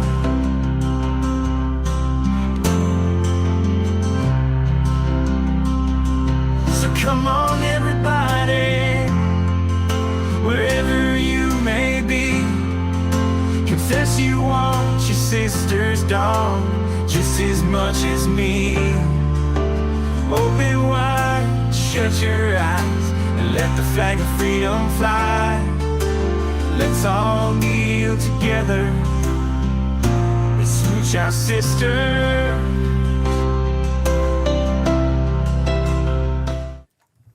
That was awesome. So funny.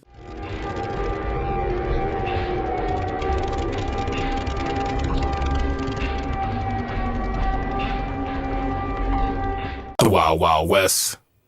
And we're live. Joel Blazer, what the fuck is going on? Thank dude? you. Thank you for coming. Doesn't it feel good? Yes. Feels good, dude. Every now and again, just to jump in hot, get the juices flowing. So Joel Blake, so we met in Milwaukee. I saw you on Soft White Underbelly, and I was taken by it. I was like, dude, this is crazy. I think you're one of their best guests. They've done some. Thank you. They've interviewed a lot of people, but you kind of struck me, bro. I saw you, and I said, damn, this guy is the man. And we talked, and then eventually we met in Milwaukee. It was pure accident. I had this fucked up post on Instagram. My phone's off. It's like, you're talking right to me. You didn't even see me. Mm-hmm. And I'm like, man, and I grabbed my phone and I'm like, okay, no, they're going to kick me out. You can't turn the phone on, because I wanted to erase it. It was just some fucking negative bullshit. Like, because at the show, you can't turn your phone on. Right. So then I go out, and I wouldn't even have turned my phone on had I not had that thought, which is that you inspired me from the thing. And then you're like, dude, I saw you come back to the green room. I'm like, I couldn't have missed you. I'm obviously stealing your grip right now. I couldn't have missed you. That was fucking rad as fuck, dude. My friend, I think Nate, you met Nate. Yes. Nate comes, oh no, I think it was AJ. AJ comes back and he's like, yeah, there's a guy like in all white in the front row. And I was like, I know who that is. That's Joel Blazer. I was like, dude, hell yeah. So yeah, we talked a little bit, and then we met, dude. You're the fucking man. We met in Milwaukee. You gave the signed copies to Nate and AJ of your book. I gave him a little note. Letters from Marion. The notes were, I thought, beautiful, man. I gave them their books, and we were reading them. I'm like, they're just beautiful notes. You're the man, dude. You're an absolute beast. But we went to the steakhouse, 5 o'clock steakhouse. Yes. Might have been the best steak I've ever had in my life, dude. I'm not lying. It was good. It was so good. And then the thing that really killed me was, I've never seen this happen before. When you showed up, you had an incident with gasoline. Oh my God, dude. Dude. You smelled like gasoline. You showed up. We were all sitting there eating, and I'm like, I thought you were working with power tools all day. So I'm like, maybe he was like chainsawing all day or something. He come in, I'm like, I don't want to be rude. I'm like, what the fuck? Why do you smell like gas? The motherfucker clicked. I'm sitting in the car. The thing's full. It clicked. I pull it out. Dude, and it just was squirting, and it just squirted on the car and splashed. Yeah, you got drenched with gasoline. Like, that is wicked. Bro, I swear to God, it was such a pungent I'm like, smell. what am I going to do? You had to just show up. It was a beast move. You could have lit me on fire if you were smoking cigarettes. I seriously was concerned. I was worried someone was going to order like a flambe or something, and you would have went up, because it was a thick gasoline smell. Although that's kind of the most manly cologne. Maybe we could start it. Just Letters from Marion, gasoline. But yeah, so and this is what kind of got my interest.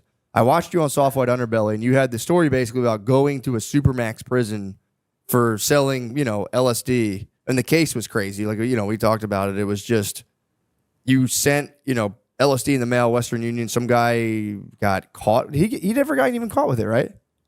No, his friend got caught. Okay. And then his friend just told on him. They showed up at his front door, and he just told him this crazy story. Right. So wasn't indicted. He just completely right on his front step. Jesus Christ. And then he gave you up, and then you got on some bullshit trial where it was like, you never got caught with drugs, but there was enough circumstantial evidence to suggest that you had used a fake name to Western Union money and LSD around, and they sentenced you to, you said they were 151 months, 12 years, 7 months, which I jumped for joy. That was short. Yeah. I mean, I was facing 40 and I get 151. I looked at my mom and I just went like this, like, really? You turned around? Yes. Cause I'm like, it's 151. Like, I'm True. At least 40 when you're 23, your whole life. You're done. You're like, how do you look down that hallway? True. 151. It's like, okay, I can file some appeals. Maybe I'll get lucky. And I did. Mm.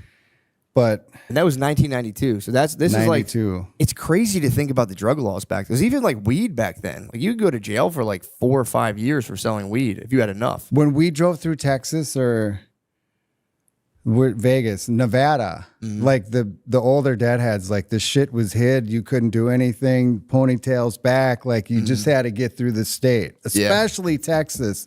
They said, if we get pulled over and they find weed, we are all going to prison. Yeah, it's crazy. And now look. Yeah, well, and so we paved the way. I should put a collection bucket out. you should, dude. You should. Well, that's The young people have no fucking clue, man. yeah. Even the early 2000s, it was like you could go to jail for like little bullshit like weed and stuff. I guess they obviously softened. There's the still penalties. there's 25 states where it's illegal, right? Yeah, Texas. It's still illegal. Like if you Austin, you're fine. If you have weed in Austin, they don't care. If you leave Austin, you can still they'll like throw you in the Because in front of the hotel, everybody. They don't care in Austin, but if you isn't that right, Josh? I think if you leave Austin and you get caught with weed, like I knew someone who So it's decriminalized in Austin proper. yeah, pretty much. I mean, they don't prosecute it at all. It's not. It's the lib side. It's the lib. This is a lib haven. Yeah, they actually have like decent food here, but you got to deal with all that stuff. But yeah, man, you can in Austin. I think I knew someone who got pulled over with a vape cartridge and got like held overnight. In Austin. No, outside of Austin. So Austin's a safe haven. So they can do they sell it here? Yeah, it's like now we have that weird stuff where it's like the hemp. It's one little the thing. hemp bill. Yeah, the hemp bill. Oh yeah, allowed, the farm bill. Exactly. Because if you get it from hemp, you can. It's like yeah. Or the big thing's THCA. Because THC is what's illegal. THCA. You know you have to like heat up weed to make brownies. carbolic. Yeah, decarboxylate or whatever. Yep. So now if you have that extra carbon molecule that heat removes from literally of a lighter, it's technically legal because you can be like, well, this is hemp. It's weed's legal now, by the way. So. But is it medically legal here? No. Texas is like I think it's I don't think they even have a medical I think program. all drugs should be legal, and the world would be way different. That's really one of the driving forces behind the book. Just to be part of that wave. Yeah. I mean, dude, it's like it hasn't worked. I mean, look at the prisons. Well, what happened with Portugal? Didn't Portugal? Yeah, I mean, obviously locking people up for years. They did. It doesn't was work. much smaller. The Cato Institute did a big study. I wrote a couple op-eds for that. I don't remember all the statistics, but they would track it all the way to like when kids first tried drugs. Like it just had a positive impact on all the metrics of drug use, amount of drug use, when they stop. And then when you go in to do it, they say, if you get addicted or you want help, here it is. But there's a lot of moms whose young daughters and sons have OD'd and died that if it was legal, if they were at one of those places, they wouldn't have died. Yeah. And you take the Mexican cartel would go out of business like that. Think of that. So that's the big one. Yeah. Well, that's the. But here's the thing. I read the book Chasing the Scream by great book. Yes, they talk about that how like in London they would give people heroin, and then if you had someone, if they had to go to a center and the heroin was clean, like there were way less deaths. But now the critique in America is like the well, it's a cesspool. America did it wrong. Like Oregon and Seattle are just like a whole area of exactly. And it does give the harm reduction stuff a bad name because it's like if you just let people lay on the street and you're like, oh, here's needles. And then my friend Jared Klickstein was actually living in Skid Row for a while, and he said the problem was you like throw these guys in like an apartment, like, oh, here we're gonna give you housing, and then they OD and die, and nobody finds them because they're by themselves. Rather, if they're outside. But people can at least discover them. If both metrics were the same, legal and illegal, there's still the metric of the criminal elements out of it. And we get the money that we can bring back in. Yeah, that's true. And it's also, it loses a lot of the allure. It's like, if you're telling me if I got to go to like a professional office building to like go do heroin, I'm going to be like... You're going to start to question it. You're going to think, what am I doing? Where's my life going? Yeah, what is it? What the fuck am I doing? It's not the thrill of like, you're getting it. It takes the rock and roll element out of it. Which I think could work, and it always is a personal choice. It is like, it comes down to personal choice. What I do with my head is my business. Can a government really tell me? Yeah, well, apparently they told you. They sent you to jail for fucking 15 years. So, dude, you have a book. It's called Letters from Marion. I read it. I love the book, dude. I thought it was great. Thank you. Book was fantastic. It kind of gave me that shout out about the Jack Rag on another podcast. Yes, I did. Actually, I parted it too. Dude, I'm glad. It's got to cross a weird threshold though for other prisoners to be like, yo, here's how you jerk off. Because I know in jail it's like Nikki at the third place. Yeah, Nikki told me. He started to tell me, and I thought he was fucking with me. Yeah. And I'm like, but he's not gay. Sparky already got me stoned with all this weed. And then I'm like, all right, I'm going to try it. Right and on. I did. And it was wicked. And what was the technique again? You rolled the socks inside out? So it's smooth. And then you're not actually like going up and down on the shaft. And it's hard. It's hard when you get a really big hard on, but you grab the shaft And then that heat will create it. And then right at climax, boom, right on top and underneath. Put some pressure on it. It has an effect, man. That's crazy. I mean, like most, don't guys know that? Oh man, I don't know. I've never tried the sock and the fucking pressure plate at the end. So you turn it inside out and then you fold it over so it's a little tight, right? And you got to get a big sock. But no, it works. And then it's all contained. No spill, no fuss, no muss. You don't have to buy a cab ride home in the morning. True. Got to wash the sock. Yeah. Got to wash the sock. Throw that fucker out. Throw it out after like 6 or 8 uses. What? Oh, so you still wash it between? I'll rinse it. But not, I don't want to put it in the machine. True. You need to keep it pure. Yeah, you need to keep it pure. I get that. True. You don't want all those chemicals on you. So you were telling me, this made me laugh a lot. So you go to trial, you took your case to trial, you fight it yourself, which, that is honorable. You go take your case to trial, and then you were sentenced, like you said. What was the first thing you did upon sentencing? You go back to the cell. What was your play?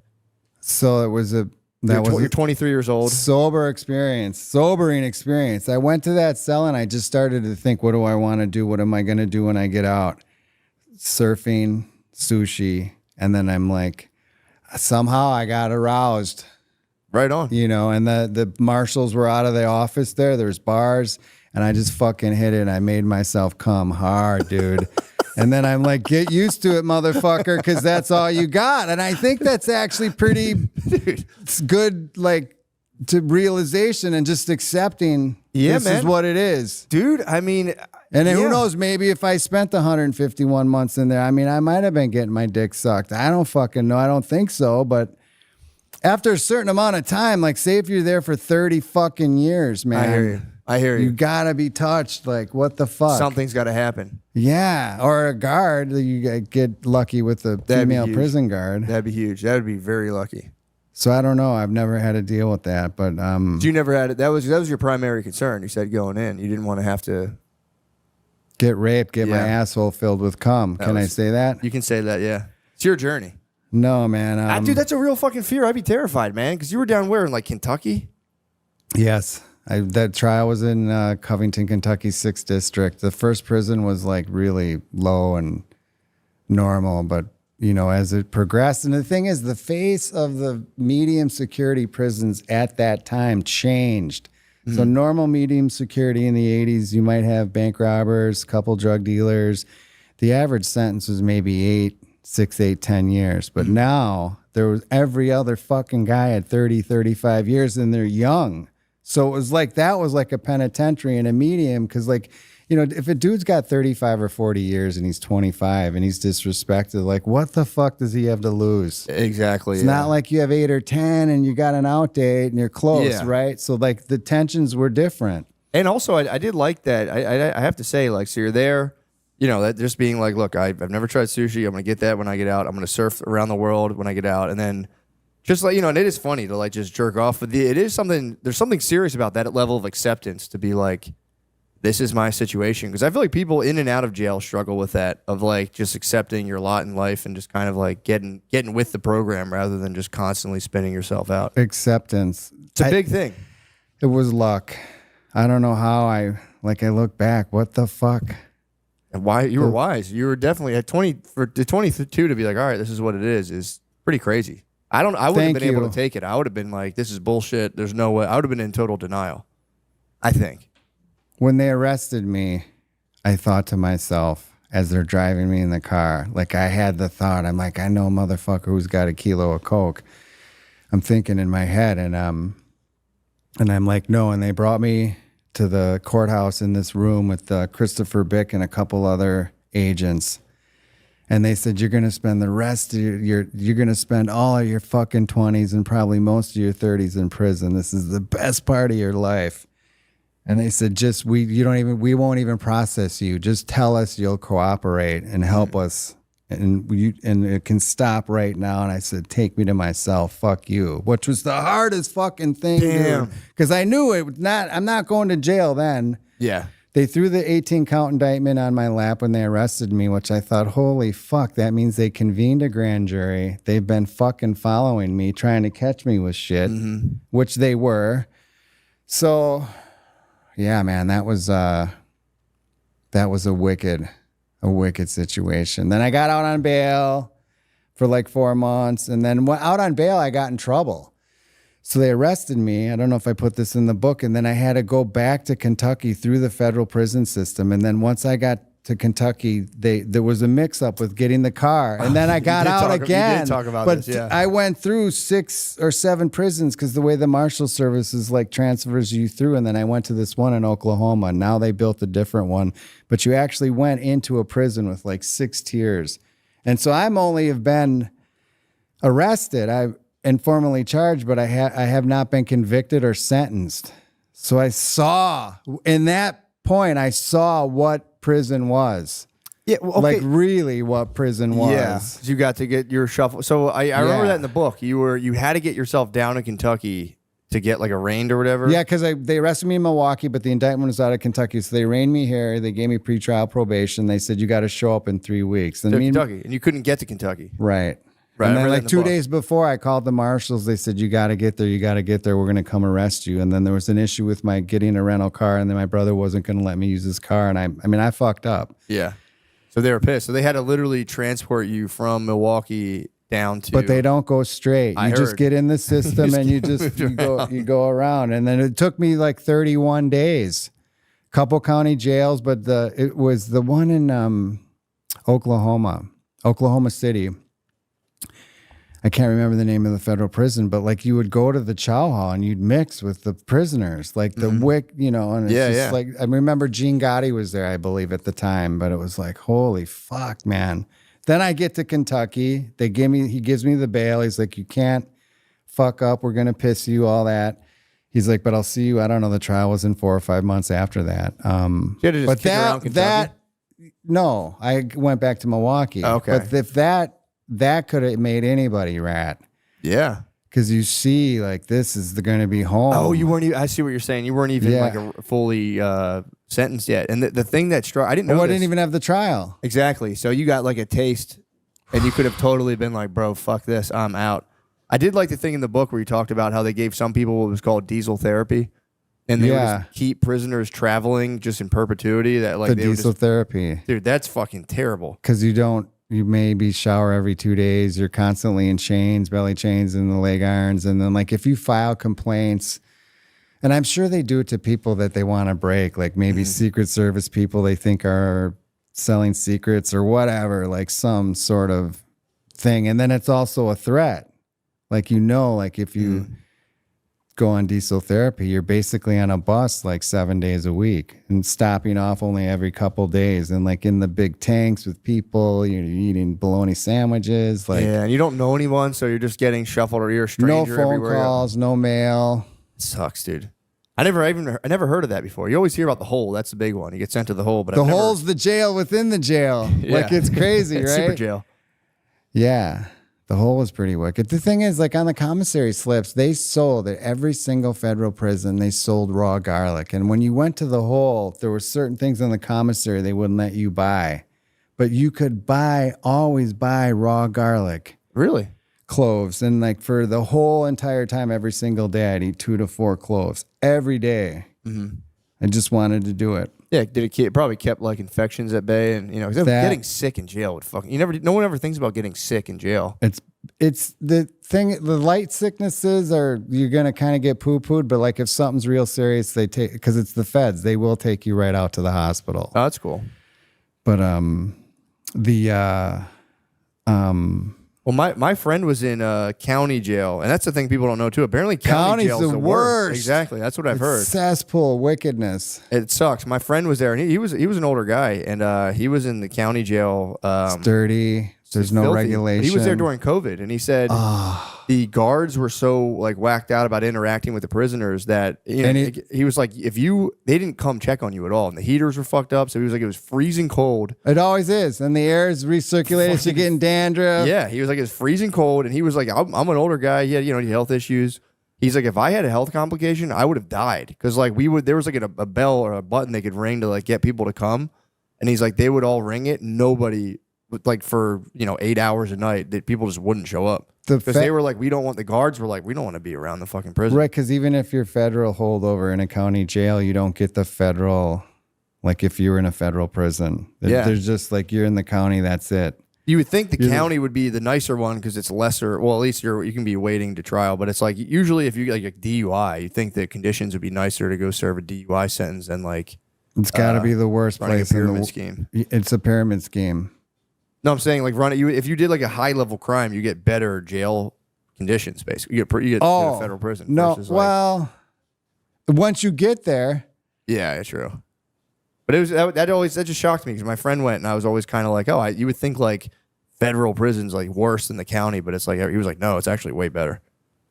He's like, oh yeah. You know what I'm saying? So, Yes, but definitely. either way, so once you were there, and in the book you move around a lot, and also there was Doesn't it come together at the end though? I like it. Did. Yeah, I like it. You did it. You did a good job of like chronological leaps because it's like you're talking about your one time period, like I'm waiting trial. And then like you're jumping to like being released and the stuff you were doing after that, and then back. And I thought you pulled it off. The chronological jumps. Thank you. Pulled it off. The letters were. So what was your thought? Because within the book, It's too many. Well, here's the thing. I think they were fine, but you gave a pretty a pretty serious glimpse into like the psyche of an incarcerated, young. Some person. of it was a little too deep. I loved it. I thought it was great. But like the best is when you sent a letter to your brother being like, I'm going to fucking destroy you when I get out of here. I'm so jacked. I was that made me literally laugh out loud in my bed. I was reading that. I'm like, what a funny fucking thing just to be in jail. Be like, I'm going to fucking beat your ass when I get out of here. I'll be so strong. Which I'm sure you're fucking around with your brother, but it was like, yeah, the letters did like the story, was flowing. The letters, like they really gave it some kind of like some weight to it, man. It was like some of those letters were like, thank you, kind of dark in a good way. I thought it was cool because here's my thing, you didn't have to put those in there, and you did, and you really showed kind of an unfiltered like view of how you were, and it was cool. It was kind of cool. Yeah, I wanted to do the envelopes to prove I was there, and then Hillary wanted me to type the letter out, but then I'm like, no, that means it could cool. be edited. If this letter, this is it. Like you can't change that. So with the letters, there was I didn't know what you were talking about. You were asking your mom for photos. What was the photo? Oh, for Playboy. What? My parents met at Playboy, and she posted that I heard. Yeah, photo. that I knew. Yeah. So what did you want the photo for? Just to have. I don't know. No, so there's. We would see the photos like when we were little, and so they weren't all They're naked not nude. photos. Yeah, obviously, They're not all nude, but she has a couple, and then on the back it says Playboy Studios. But I think I had a bet or something with someone or some reason ulterior. I can't remember what it was. Yeah, but I for got sure. the picture and I showed. I said, "Look, Playboy Studio." Yeah, that was the I one. think it was a bet. That was a letter I saw in there. There's no context on the letter, so I kind of looked it up and I was like, okay, that's what I thought it was. You wanted the Playboy photos for a bet. You never said that in the book. So No. when you're reading it, you're going, this is a freaky ass bull, dude. In prison, I'm going to be jacking off to my mother. I would never say that. I would never say that. No, but you're right. That's a reasonable thought. How fucked up does this dude get? He's jacking off to his mother. Oh my God. I'd never say so. God damn, it just made me laugh because I was reading the book and I'm like, what the fuck is he talking about, these photos? And that makes sense. You had a bet with somebody. They didn't believe you. No.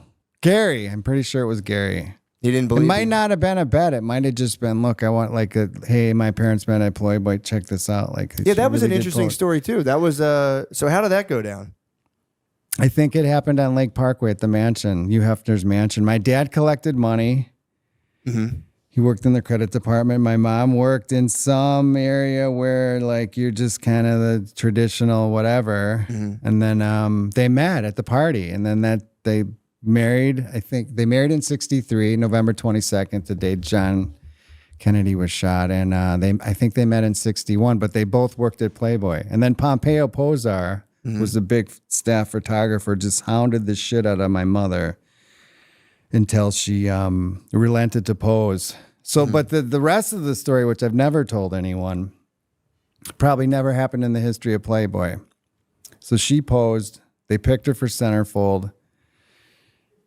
Everything was set, typeset and everything, and she fucking freaked out. And she was like, take it out. I don't want to do it. She's like, no. But she still stayed working there for another year and a half. But they said, no one's ever done this. Like said no. Yeah. And so she's like, I can't do it. She was sort of traditional Italian, Yeah, it's a big deal. Catholic. Especially back but then. it's 60. Especially back then. Like, Two. people now wouldn't care because people have, like, OnlyFans and shit. But, like, yeah, back then, that was a big deal. She was old fashioned like that. Pull the chair out, like just. What was the thinking though? Why? I guess if you're in the environment, you get kind of. They do that at strip clubs a lot too. They'll take the bartenders and they'll be like, "Yeah, you should get up there." It's just when you're in that environment, they're probably just kind of pushing you. Well, she was super fine. Really? She was extremely fine. Yeah, no, unbelievable. Like, okay, I had a party at the Lake Estate. The Super Bowl was February 4th, and my friend was there, and my mom came into the kitchen. Mm-hmm. And so I don't know, 40. My mom's 65 probably. Mm-hmm. And now she's my mom. So like but petite and perfect. You were cursed with a hot mom. So she leaves the kitchen and Bob's there. It's probably 5 years my elder. He's like, dude, your sister is so fine. Can I get her? Can I call her? And I said, it's my mom. And he's just like, oh, wait, he walked out. Like that's who she was. But she wasn't like, what's the word? Like she didn't act like she was, but she was. Really? Yeah. What was it like growing up with like a hot mom, basically? How could I know the difference? What do you mean? Oh yeah, you know what I can't say. Yeah.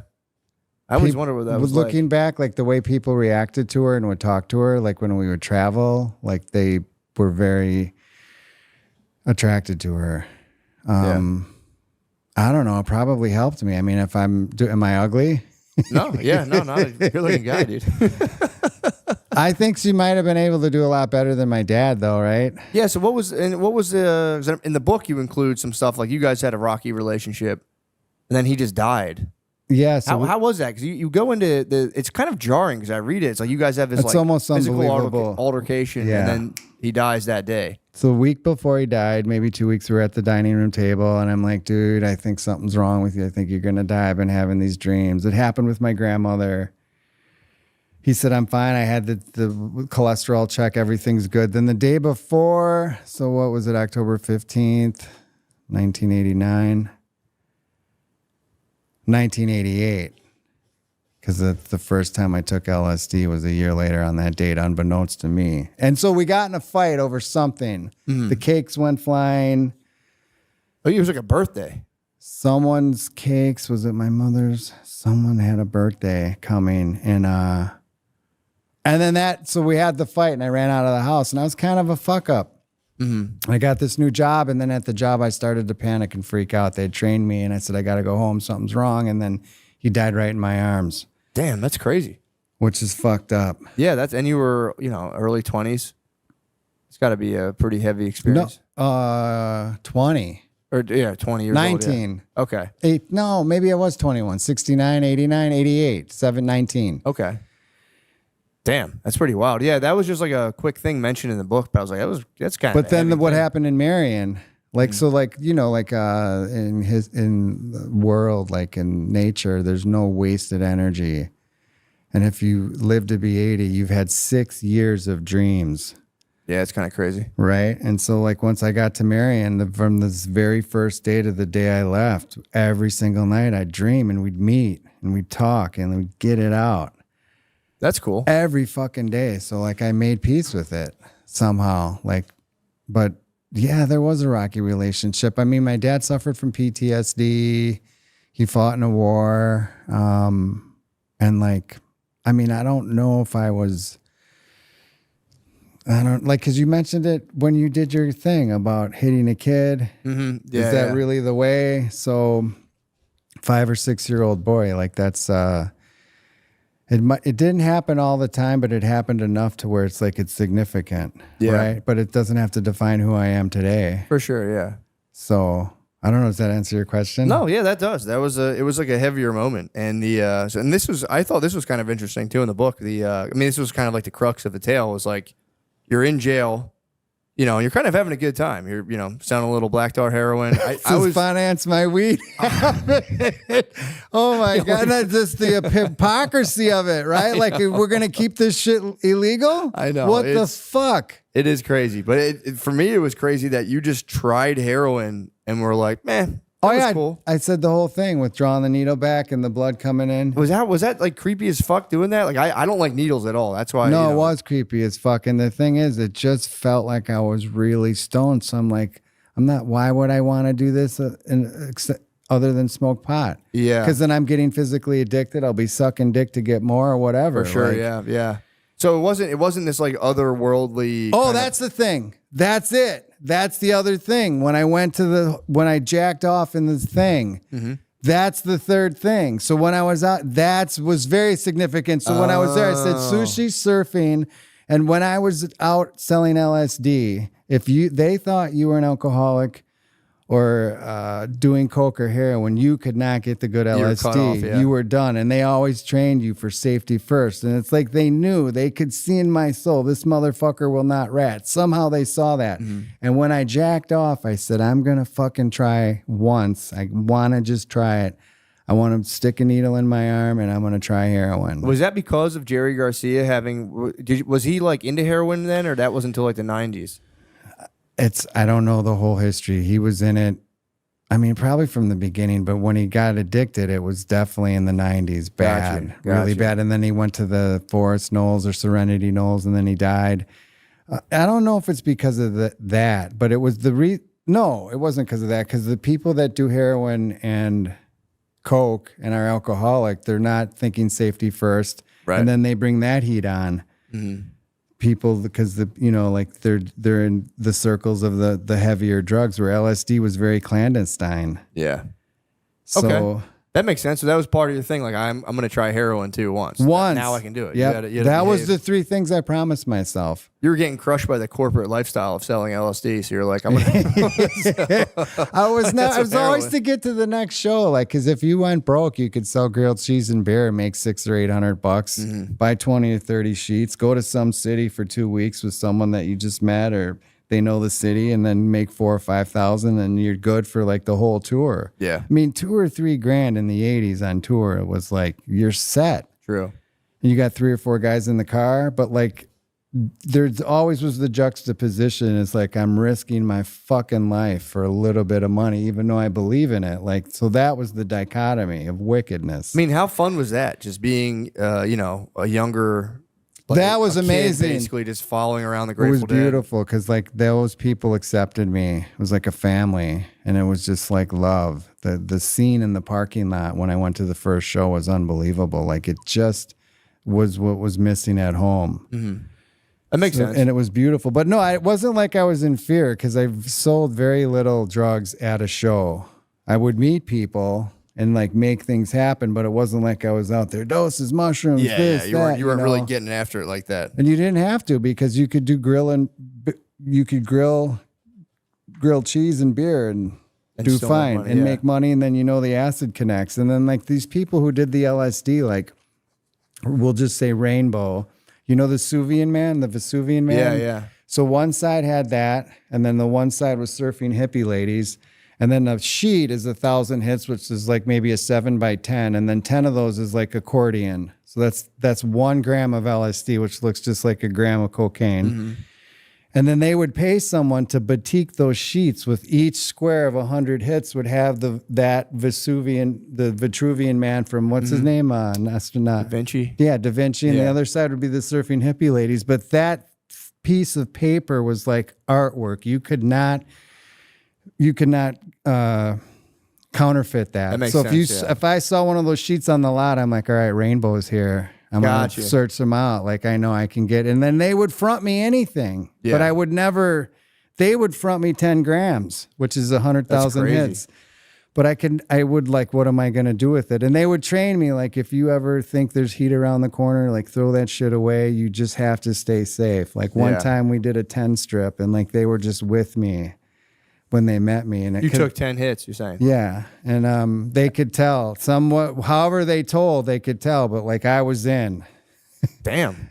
I was in. What was that like when you like that was your first experience? Was that your first experience with LSD? No, the first one was the year anniversary of my dad's death. I was with new friends that I met, and we were in the show. They were blue unicorns, and there were lights like this on the ceiling, and we just kept eating the LSD because I'm like, I don't think it's real. I don't think it's real. It was her second time, and then I don't know. I probably got to 8 or 9, and then all of a sudden we're like, this is real. But then we just spent the next 15 hours together. We were at the show. It was the most beautiful, lovely experience. Like you were just in the moment. It's hard to explain in words.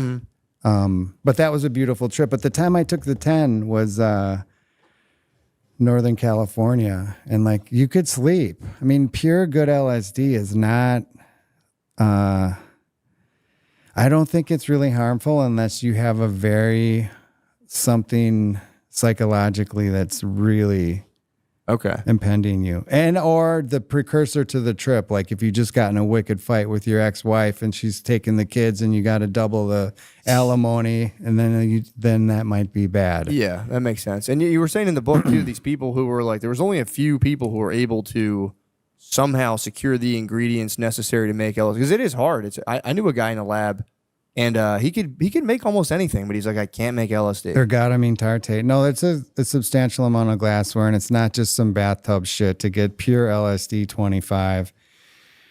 It took some time. And so the other thing is like, and you're not just going to you're going to end up with millions and millions a hit with a batch, So it's like, you're going to have a lot. But those people that I met, they never were about bling bling. They were specific to safety first and wanting to bring about radical social change. And when I was in prison, I met people from Caracas and all down South America, these big, huge coke dealers. And this one dude, I remember his face, I can't think of his name. And he sort of made me start to think even more about it, because he said, like, when the LSD came and he knew about Owsley, he knew all this stuff about like the scene, but he was like this wicked cocaine dealer, but he was so smart. And he said, when that LSD came in, it's when people were rioting in the government and we wanted to overthrow things. And he's like, that stuff brought about radical social change. So it makes sense that the government wanted it illegal, but who knows why? Maybe they found some true serum way to like make people. Yeah, they didn't want Russia to get it, but they did a lot of stuff with alcoholism too. Yeah, that was a big thing for AA. I think LSD. Bill wanted it everywhere. Yeah. And then there's at the Jefferson in the 50s, they did, when I was in prison, they had a show with Barbara Walter on LSD, and the whole was sentencing and everything. And so in the 50s, they did this thing where they would take alcoholics, non-AA, they take them on one bad trip, seriously bad, and show them everything they did wrong, and they filmed it. And then on Barbara Walter's Inside Federal Prison, they had like the dude's daughters or sons, and they're like 70 or 80. And they said the LSD saved our lives like our dad or mom never took another drink. They completely changed them. Damn. So that was a small study.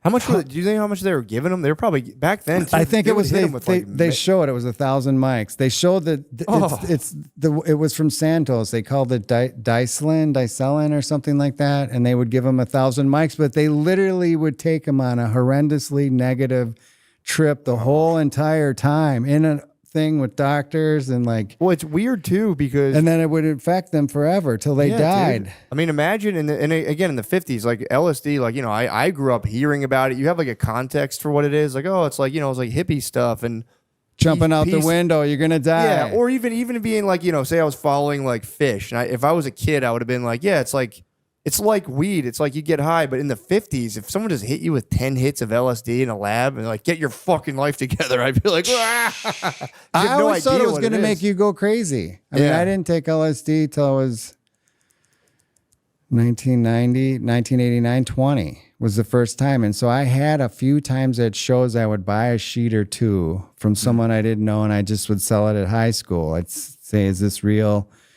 And I did mushrooms a couple times, but like, even though I thought I was a free thinker, there was like, you're going to take it and you're going to want to fly and jump out a window. Like somewhere that got started, because that was always in my head, but it wasn't that dangerous. But I don't know if it's for everyone. Yeah, it makes sense. But I think that if a big slice, like if you go to Gaza, right, then Terrence McKenna would go all the way to group sex, but he's like, you get both sides, Palestine, the Jews, and let's all take some LSD and sit in a room. I guarantee you they're going to fucking figure it out. Yeah. And they might start fucking each other. That'd be sick. Right? That'd be sick. I mean, the peace on earth, man. Yeah, I You know? Yeah, I mean, it does seem like it could, do that. It is unfortunate because I like you were saying, it's not for everybody, and I have seen people who abuse it kind of lose it. Like LSD? yes, So I've never seen that. I believe it, but I think you have to have underlying stuff already, kind of he kicking around. abused it like daily. They were just there was like every weekend, just boom, like and like constantly. As you said in your book, you didn't take it less than a many dozen times because Exactly. it's so profound. What do you need? These guys were every weekend. The nitrous, they were just partying with it, and I remember.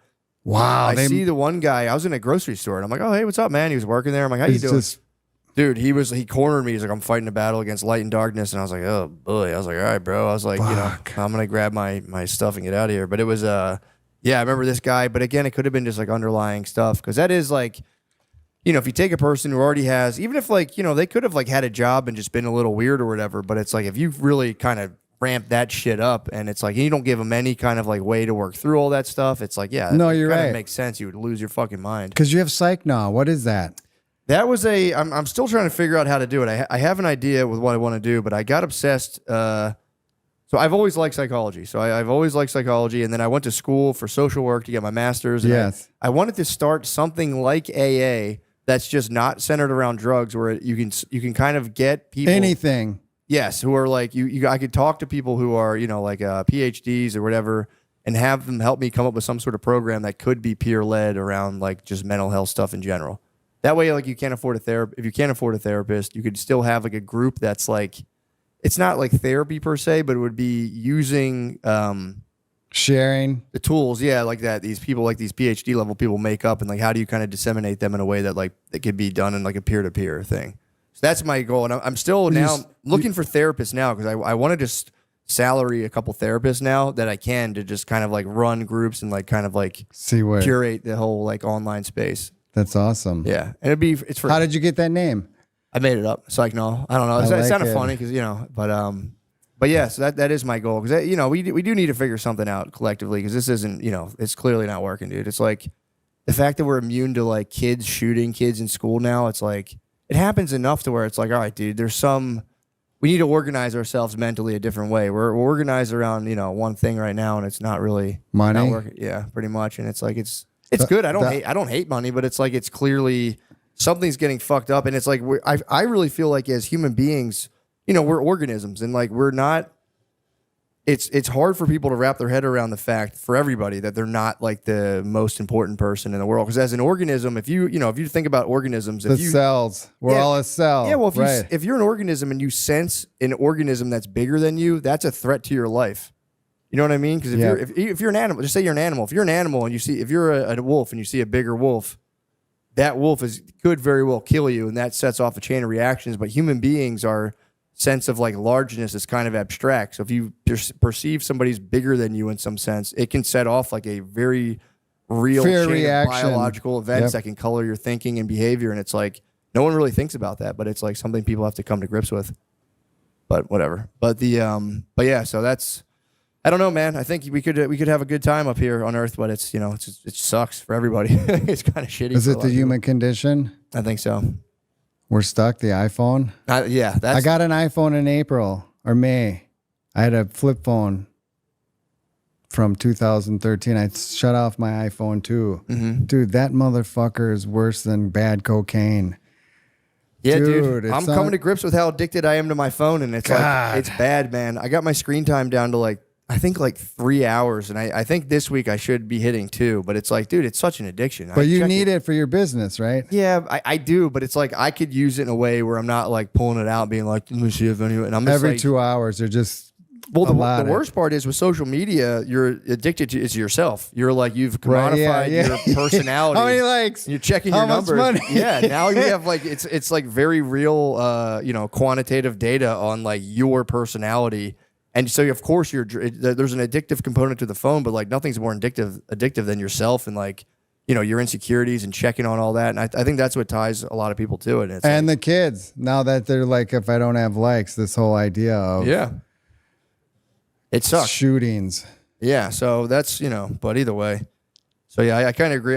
Something needs to happen, but it's one of those things where it's like when people try to push the pedal, like I got the solution and push the pedal, usually it's just 10 times worse. So I don't know. I'll be curious to see what happens with people. But either way, so dude, okay, so this is what else did I want to ask you about? So this is the thing that I thought was crazy. So you're kicking around different, prisons. 6. Yeah, you're 6 I different didn't prisons. adjust well. Who does, right? True, but you're kicking around. Things are going well. You've got some hustles going on, and then Always hustle. You have the altercation with the guard, and this was the thing I thought the craziest part of the book. You have the altercation with the guard. If you said that name in a disrespectful way, the Aryan Brotherhood would have killed you. What do you mean? Wait, which guard you're talking The about? guard who sent you to Marion. Oh, that guy, the lieutenant. Okay, no. What guard are you talking about? And when I said, I'll do you like Tommy Dude, Silverstein. that was crazy. That's So- like ridiculous. Okay. Oh, no, the black lieutenant, though. That really was the chain of events to get me there. This was I thought it was kind of nuts. So you're in jail, things are going well, whatever. This black lieutenant takes your bag. You guys get into an altercation. So He called me a hippie rat. He did. He threw me down. He called me a hippie rat, and I called him a really fucked up name. I don't want to It's say all right. it. You don't have to. So, but the whole yard saw that. Yes. And he had to And do I something. never ratted, but he knew that. He knew Oh, I I was didn't realize that. He said that to you in front of all the other prisoners, which is kind of a death sentence. He's like, well, because when I came to that prison, he wanted the bag. Yeah. He's like, I'm going to get that bag. I know you faked that property slip. And your friend stitched it for you. It was like a nice, it was like your prized possession. James Irving, yeah. So it was that was the third prison I was in with it. And then I'm coming out of chow to go to the yard, and he's just, give me that bag, you hippie rat. And I yanked it back just out of reaction. He body slammed me. He's like 6'4", 6'5", 250, 260, huge lieutenant. I mean, he's running it. And he's like, you fucking hippie rat. And I'm like, oh, fuck. But he knew, when you come in, they know who's ratted, who didn't rat, who might have to be in PC or not. So he knew that he was pushing my buttons. But anyway. Yeah, so the thing I thought that was wild was like that incident kind of aligned itself with the crack laws, where it was like they reduced the sentences on powder cocaine, didn't reduce the sentences on crack cocaine. So then there were these like racial riots in the jail. And then that was the first one out of 12 to riot. That's really significant. 12 prisons around the country. Like, Yeah. And like, dude, the extent of the damage was crazy. Like the bill you were saying, it was Did you see the report? No, what was the report? I have the whole riot report. Well, now I got to re-put it back up on my new website, but it's a report from the Justice Department. It shows like all the prisons that rioted, what was burned down to the ground, and they said that the instigator was Talladega, Alabama, and they charged me with leading it, which was the lieutenant. That was like a crazy thing.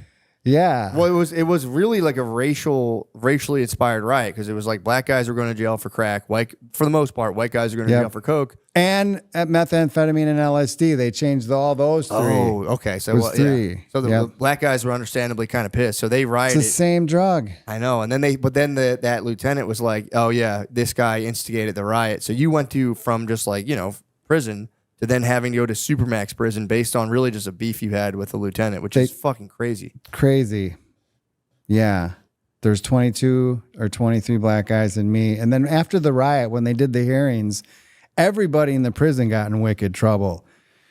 But no one got sent to Marion but just us 23. And Marion, can you just explain what Marion is? Because I didn't know what it was before I read the book. Supermax Federal Prison opened up in 63 after Alcatraz closed. There was a control unit.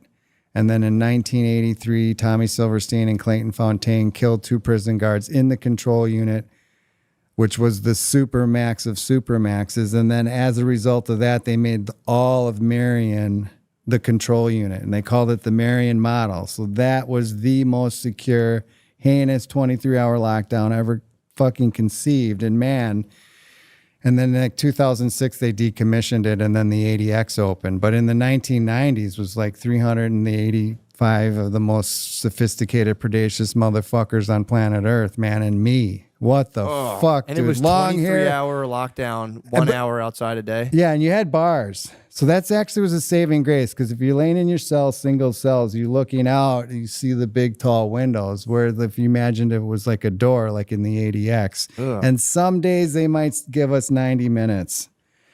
Damn. And you were, but you were that- saying in the thing that really kind of like I thought was nuts in the other prison during the riots, you were like about to go to the yard to work out, and you were like, It was weird. let me go back to my room. And you were saying the yard itself was just like an apocalyptic battle of like dudes getting raped, people getting their heads smashed. When I went to Marion, my neighbor told me a story of Dean, who went out on the yard, because he said that after the riots, they both got transferred to this other prison. Then T came to Marion, and then he didn't know that what you just said that I put in the book, but he told me what happened out on the yard.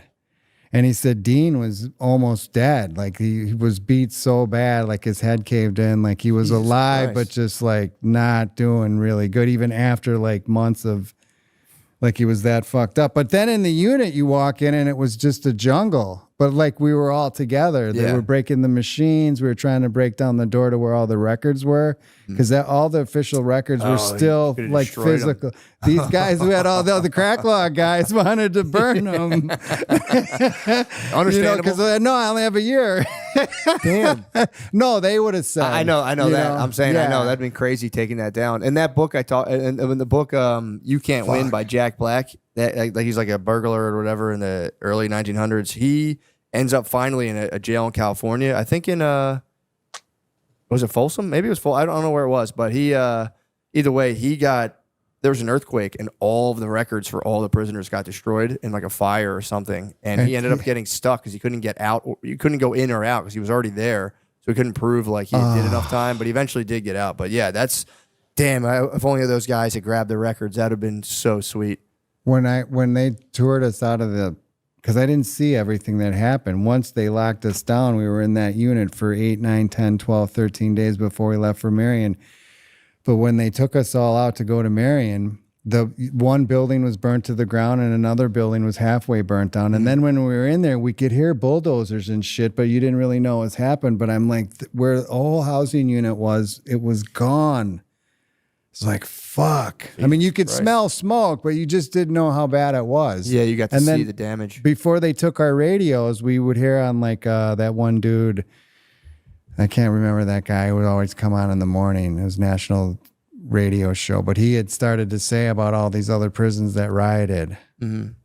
He said all the other ones, and they kind of try to yeah. suppress that. Yeah, I remember reading that, how they were trying to act like, nah, we're good. And then didn't other ones like say there was stuff just so that they could clamp down and get overtime and all Exactly. that? That was in the report too. Yeah. There were some that did that. And the funny thing is, the ones that, here's the thing, what I talked about earlier, the medium security prisons were the ones where the most violence in buildings being burnt happened, because these guys it's a consensual crime. I sell you something. I know it's illegal. All right, I did do the crime, do the time, but it's like I could have raped, I could have robbed you, I could have stolen so much more money and gotten less time. Like, it's not fair and equal justice. That was always my thing. It's like the prison law should be according to who would you rather have as your neighbor, right? Yeah, it's like, yeah. Would I rather have a guy who sold coke or a pedophile? It's like, all right, a pedophile should Right. do longer time than a guy who sells coke, because it's like that's who I'd rather live next to if I had to choose. Or if I didn't have a choice, it would be like, it should be, people should be sentenced accordingly. Did you ever look at when you moved to a new neighborhood, the federal sex offender registry? I check it all the It's time. unbelievable map, and you could just hover, you see who they are, what their crime is, are they on probation? And there's what lot a tool. of them. Yeah. They're everywhere. And there's a lot of them, man. I did it when I lived in Philly, and I was shocked. There was a decent amount. I think they had them all in one house. They were all in like this one house, like 4 blocks away. And I don't know if they just like some landlord. That might be my next play. Free prison. What do you mean? Free, because the state, there's a demand. Where are you going to put them when they come out? Right. Yeah. And maybe like there's just, I don't know, like the greed makes me think about it. But like if you could find a place for them to live, you're going to have you'll be able to rent the unit out every time. Oh, you're talking about like pedophiles specifically, or just Yeah, prison? Yeah, no, I mean, pedophiles. you should. Yeah, there's What are we gonna do with them? Where are we gonna put them? And the thing is, I don't know if it's an addiction. I want to think it is, but like those guys should never come out ever. yeah, they should have to. You should like you Ever. Said, they should be there. There's a documentary to watch where it's called Pervert Park. It's a really rough watch, but they have like a trailer park in Florida, and they're just like gated community. It's like they just all live in here, and people just fucking beer bottles over at them. Okay, so they're contained then. At least they know where they are. But dude, not like so. I used to get housing for people when I went to school for social work. One of my jobs was to get housing for prisoners. So you get out of jail, I would do a little interview, and be like, hey, I'd have to get like, what is the nature of your crime? But it was just like selling drugs and stuff. And then the lady who ran it didn't tell me she had opened up to pedophiles, because that was one of my. I would like break the ice, because I didn't like being like, hey, what'd you go to jail for? So I'd be like, hey, I have to ask you this.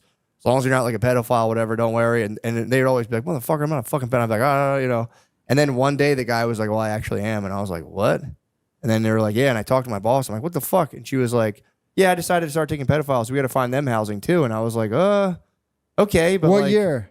This was only like, this would have been 2019, 2018, around then. My thing was like, I didn't want to, and I would call their probation officers, because I would be like, isn't there laws? These guys can't be. I can't like throw this guy into Best Buy. Like there's kids around there. No, there's the 1,000 feet or whatever. That's by what I a thought. school and Dude, all that. I but think there is. That's what I thought it was, man. But this person, it was kind of like leading the thing. As far as I remember, was kind of like, no, they're fine. They have rights. And I called the guy's probation officer. I'm like, this guy can't work here, Kenny. The probation officer was like, fuck no. And I was like, yeah, I didn't think so. So it was weird. I remember ending up telling the lady, I was like, I don't. Don't ask, don't tell. We got to get rid of them. I was like, bro, I'm not sending this guy, into apartment buildings. I don't know. So it was I just told her, like, I don't, The stigma seems less now for ex-drug dealers. It does.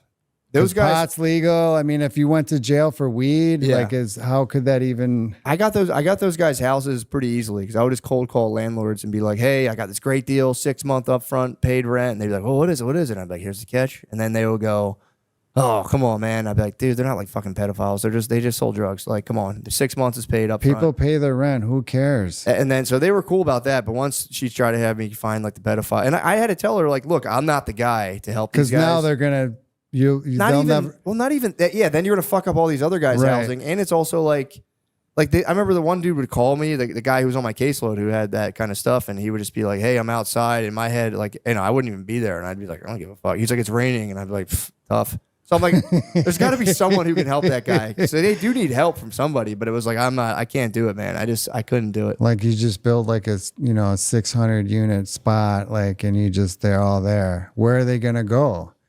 Dude, it's a weird thing to do. And they just kind of like hush and quietly tuck them in a neighborhood and like, hey, here's the guys here. And it's like, it's fucked up, man. It's really fucked up. And then when you do the real estate transaction, you got to say, about the sex offender registry. Like you have to check that box. Mm-hmm. Because it's like if someone moved into your neighborhood and they were that, it's going to devalue everything. Yep, it's that. Those guys have a hard time. They never seem to be able to break free. No, it's not like, you sold LSD, you went to prison, you never sold it again. Exactly. Even if you did, whatever. Well, I did flood Marion with it. Did you really? Last time. What? How'd you do that? So yeah, you were in the No, I did. I set it up. I don't want to say his name. Oh, I remember this because you were pissed when you got. Was that correct? I don't think I put it in the book, but maybe I put it in the book. I don't think it's 2015 I got out. No, that would have been after the statute of limitations. So I set it up. I said to my friend, listen, I don't know if I'm going to do this, but if you get a letter that's like this from this place, this is where the LSD will be. So I drove. I was on federal. All this shit's past its 5 years statute of limitations. The only way that they can extend it is if they ask a court, and then they have to notify you. It's just all entertainment anyway, dude. So, right. And so I got it. I got the liquid. I put it on the paper. I wrote this letter with gloves on and with my left hand, the envelope. And I drove past Marion. Mm-hmm. Way down south through Illinois and then into that state that's right to the east, either Tennessee or Kentucky, and then just went to a mailbox with a stamp and just put it in. So then it had that Right. thing, right? And then he acknowledged it in a very with a future letter. He didn't say Anything, but and then I never wrote him back again. That's But cool, guy. I had to do it as one last act of defiance. Like, just I had to do it. And the thing is, like, they could have come to me and said he got caught with it. You sent it. There was no fucking trace. I didn't have a cell phone. It's not like they knew I drove there. I didn't get pulled over. There was there's no way. And it just ran right through there. That must have been wild. The dude. thing is, like, I did a line of coke one time in prison, and like smoking weed, it was hard to get used to. When James first got me stoned, I was crying in my bunk because it's just the horror of what, dude. That must have been terrible getting that high in jail. Twice there was acid and I didn't take it, but one time this guy gave me this line of coke, ether based, just wicked, just so high. But then coming down off that, dude, was like, not that you wanted more, but you're like, I'm in fucking prison. Ugh. Dude, that's a hard fucking reality. So What was it like taking being acid, Yeah. Herb got 4 or 5 hits. Each hit was 200 mics. And he asked me for like a week, not to push me, but he said, because he's like, we're all going to take this, but there's one for you. And then he kept coming to the chow and saying, are you sure? Because he's like, I'll probably never get this again. Mm-hmm. And then I remember when they took it, they had a great time. But I just thought if I took that in jail, like 8 or 10 hours of tripping in prison, I don't know, man. I couldn't do it. I couldn't. I have a friend who smoked K2 in jail, like the synthetic weed. Yep. And he said and this guy was doing. Isn't it just like weed? Yeah, but apparently it's like kind of harsh from what I've heard. It's like it can be like because it's just a chemical. So like weed, the plant can only get so strong, but K2, they're spraying these synthetic cannabinoids. It could be fucking. Who knows? Exactly. So he said, and this guy, he had done like tripping all the drugs you could possibly do, and he was like, dude, fuck that shit. He said he was in there. He kept hearing people come in, checking on, and it wasn't happening. It was him and the dude in there just in terror the whole time. Did you like the way we made pipes? Yeah. Yeah. It worked perfectly. And the thing is that if you blow the smoke out with another tube of bounce, you see smoke, but you cannot smell it. That was the old college. That's the old college trick too. You got to suck the whole hit down though, so there's no smoke left. That was the college trick. You would put the Febreze fabric softener sheet in a paper towel thing and blow it out. Because pot smells so strong to people that don't smoke it. Yeah, smoking weed in jail does seem like a lot of trouble. Seems like you'd have to be really kind of careful. I guess you could go outside. Sparky took me out and we just kept hitting this joint during the move right when I arrived. And when I got back, I swear to God, it was like I took 10 hits of acid. Freaked out. I was so fucking stoned. Like, dude, and I'm like 151 months. I hadn't won an appeal. It was just this wickedness. It really set in. That weed does that to you, where like the reality of stuff sets in. Every day it took me twice a day, and after about a week, it was you got fortified. Fuck it, you got to do your time, right? And then they taught me how to beat the piss test. You drink. I read about that. You drink a gallon of water, and then the lieutenants give you 2 hours, and because they can't just grab you and say pee, they say you got 2 hours to report to the lieutenant's office. Mm-hmm. You got to drink a full gallon in 15 minutes. They taught me this. And then they said by the 6th or 7th piss, they said, you want to wait to 7. If you can wait till 8, it's just pure water.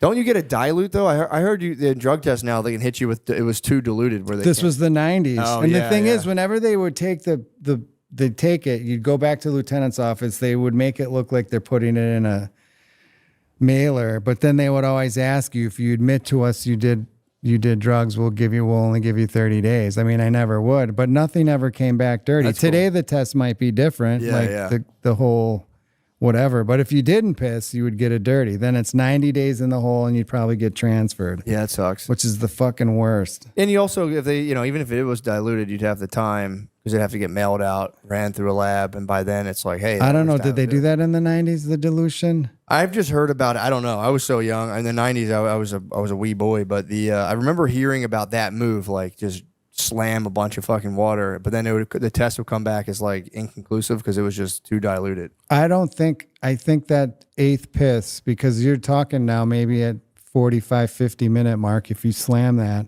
it looks like water. It smells like water. Yeah. It's probably barely 98 degrees warm. No, it makes sense back then that they would have been. It would have been like, But today, I think they probably could detect it. yeah, on I had anything. I had to do a drug test when I was working for my dad. He does demolition. We were like working in like on the hospital kind of, or was it a hospital? It was a school. It was a school. So they like everyone had to get drug tested. So I remember what we had to do. We had all day, and it wasn't like you had somebody watching you. So we just had like, I filled up a latex glove of pee from somebody I knew, and then you just keep a hand warmer on it, so it keeps it at like 98 degrees. How did you know he was clean? You just hoped? I just knew he was. I asked him. He didn't. I knew so he didn't smoke weed or do anything. So I was like, let me get pee in this glove for me, or pee in a thing, and then I just dumped it in the glove. And it worked? Kept it on a hand warmer. But then I got there, my friend needed some too, so we had to split it. And then we both. I didn't realize there was a minimum amount, so we both gave like that much. Did they take it? Yeah. That's the awesome. nurse was cool. She was really, but they hit you with a temperature. That was a big thing. They temp check it because then they see if it's cold. It's exactly, not 98.6. Exactly. So the hand warmers, I had to ask for hand warmers in like July. I was like, "You guys have hand warmers back here?" And they're like, "Yeah, but why?" I was like, "I don't know, man. I just need them. I'm going somewhere." So, but yeah, that's pretty crazy. So then that story too about getting. What about the duffel bag? What about it? What do you think happened to it? What, the duffel bag you got taken from you? Didn't you get it? Did you get it back? Yeah. Yeah, that was the end of the book, man. You got that was it. All came together. That guy. What the fuck? So that He probably felt motherfucker. fucking bad. That lieutenant sent it to me after I got home from Marion, which means he held it the whole time I was in Marion. What the hell was it? What was that about? Why did he give it back to you? It was a fuck you. You think that was his fuck you to you? 100%. What? You don't think that was? I took that as the guy who was like had a nice moment where he was just like, yeah, let me give this guy his bag back. No way. Why did he do that? Just to be a I dickhead? think so. I burned it in a 55-gallon drum that day. I had a ceremony to let it all go. That's cool. That makes sense. I did. And maybe it was. I never thought that. I mean, I wasn't in a bad. It just struck me like this motherfucker sent it back now. It is weird. Also, is it normal to keep, like, how would he even get an alert that you were out? He was following it. He had to be. Yeah, that's like kind of weird. Yeah. So like, but it represented so much. Yeah. I had to, like the Phoenix, like just let this go. And I had a ceremony.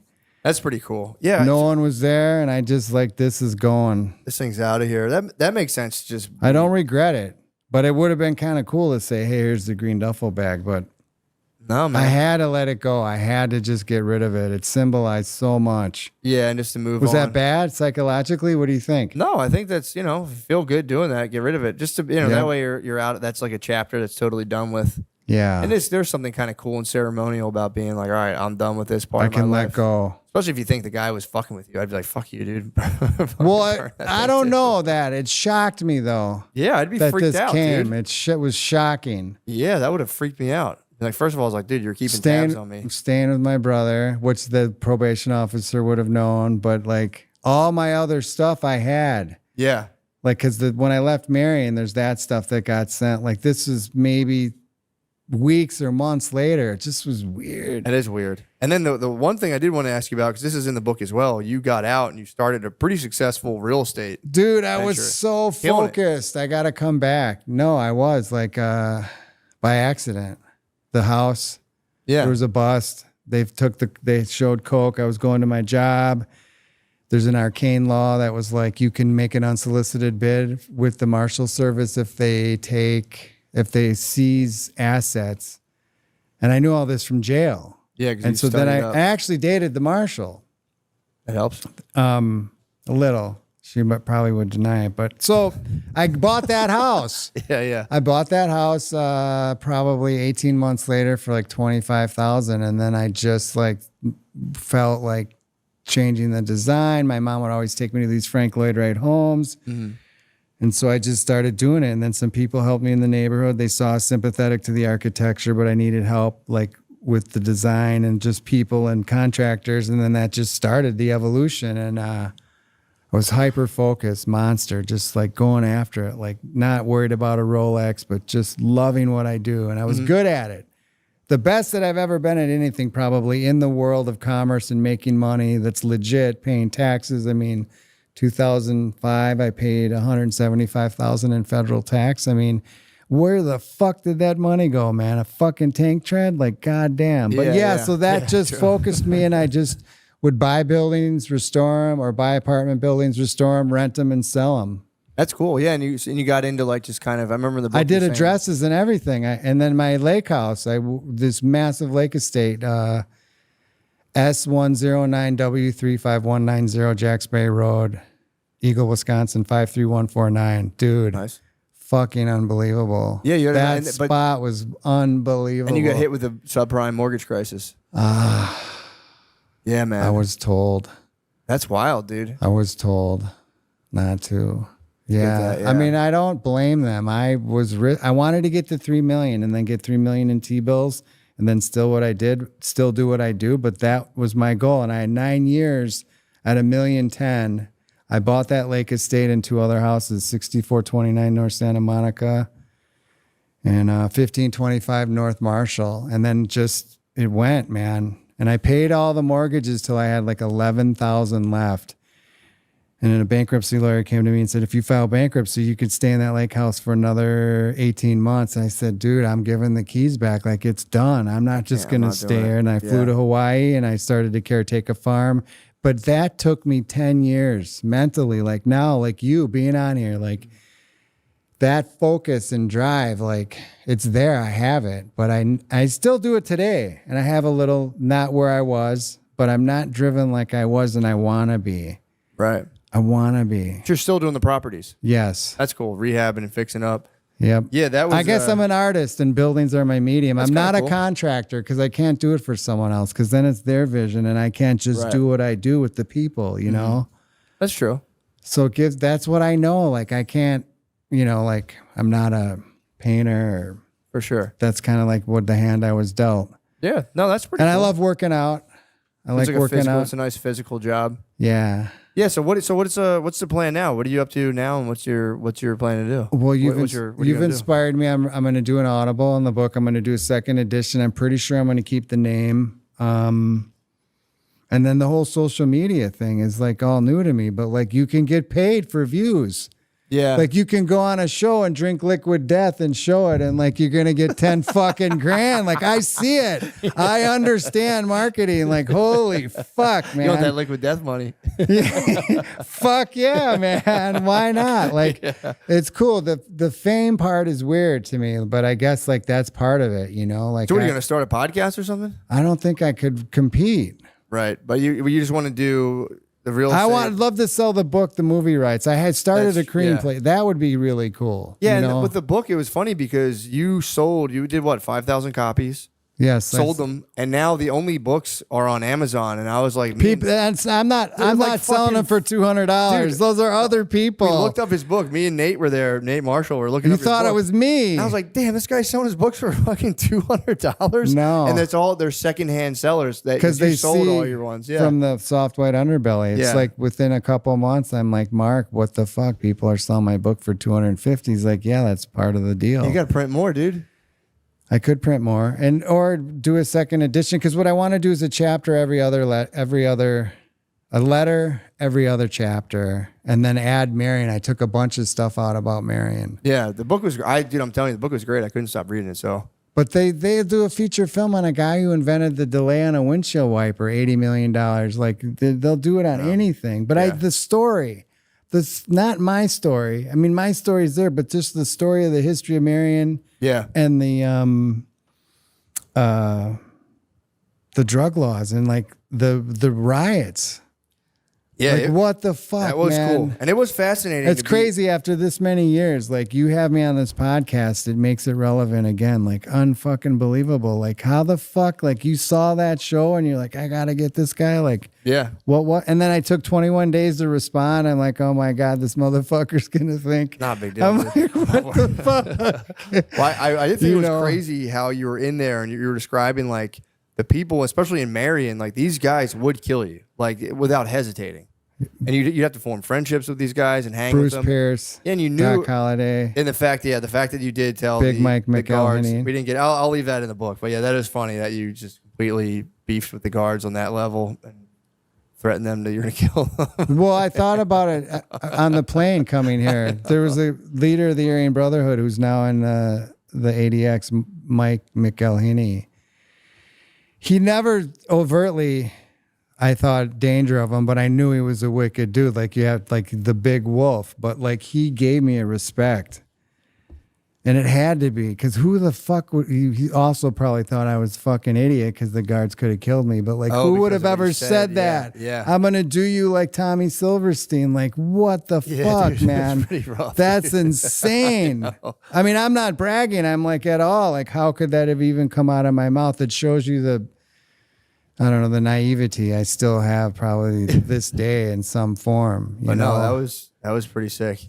But, well, dude, yeah, man, fucking pumped. Thank you for coming on. Thank you for having me. Perfect. Thanks, bro. Thank you. See you, man. Thank you.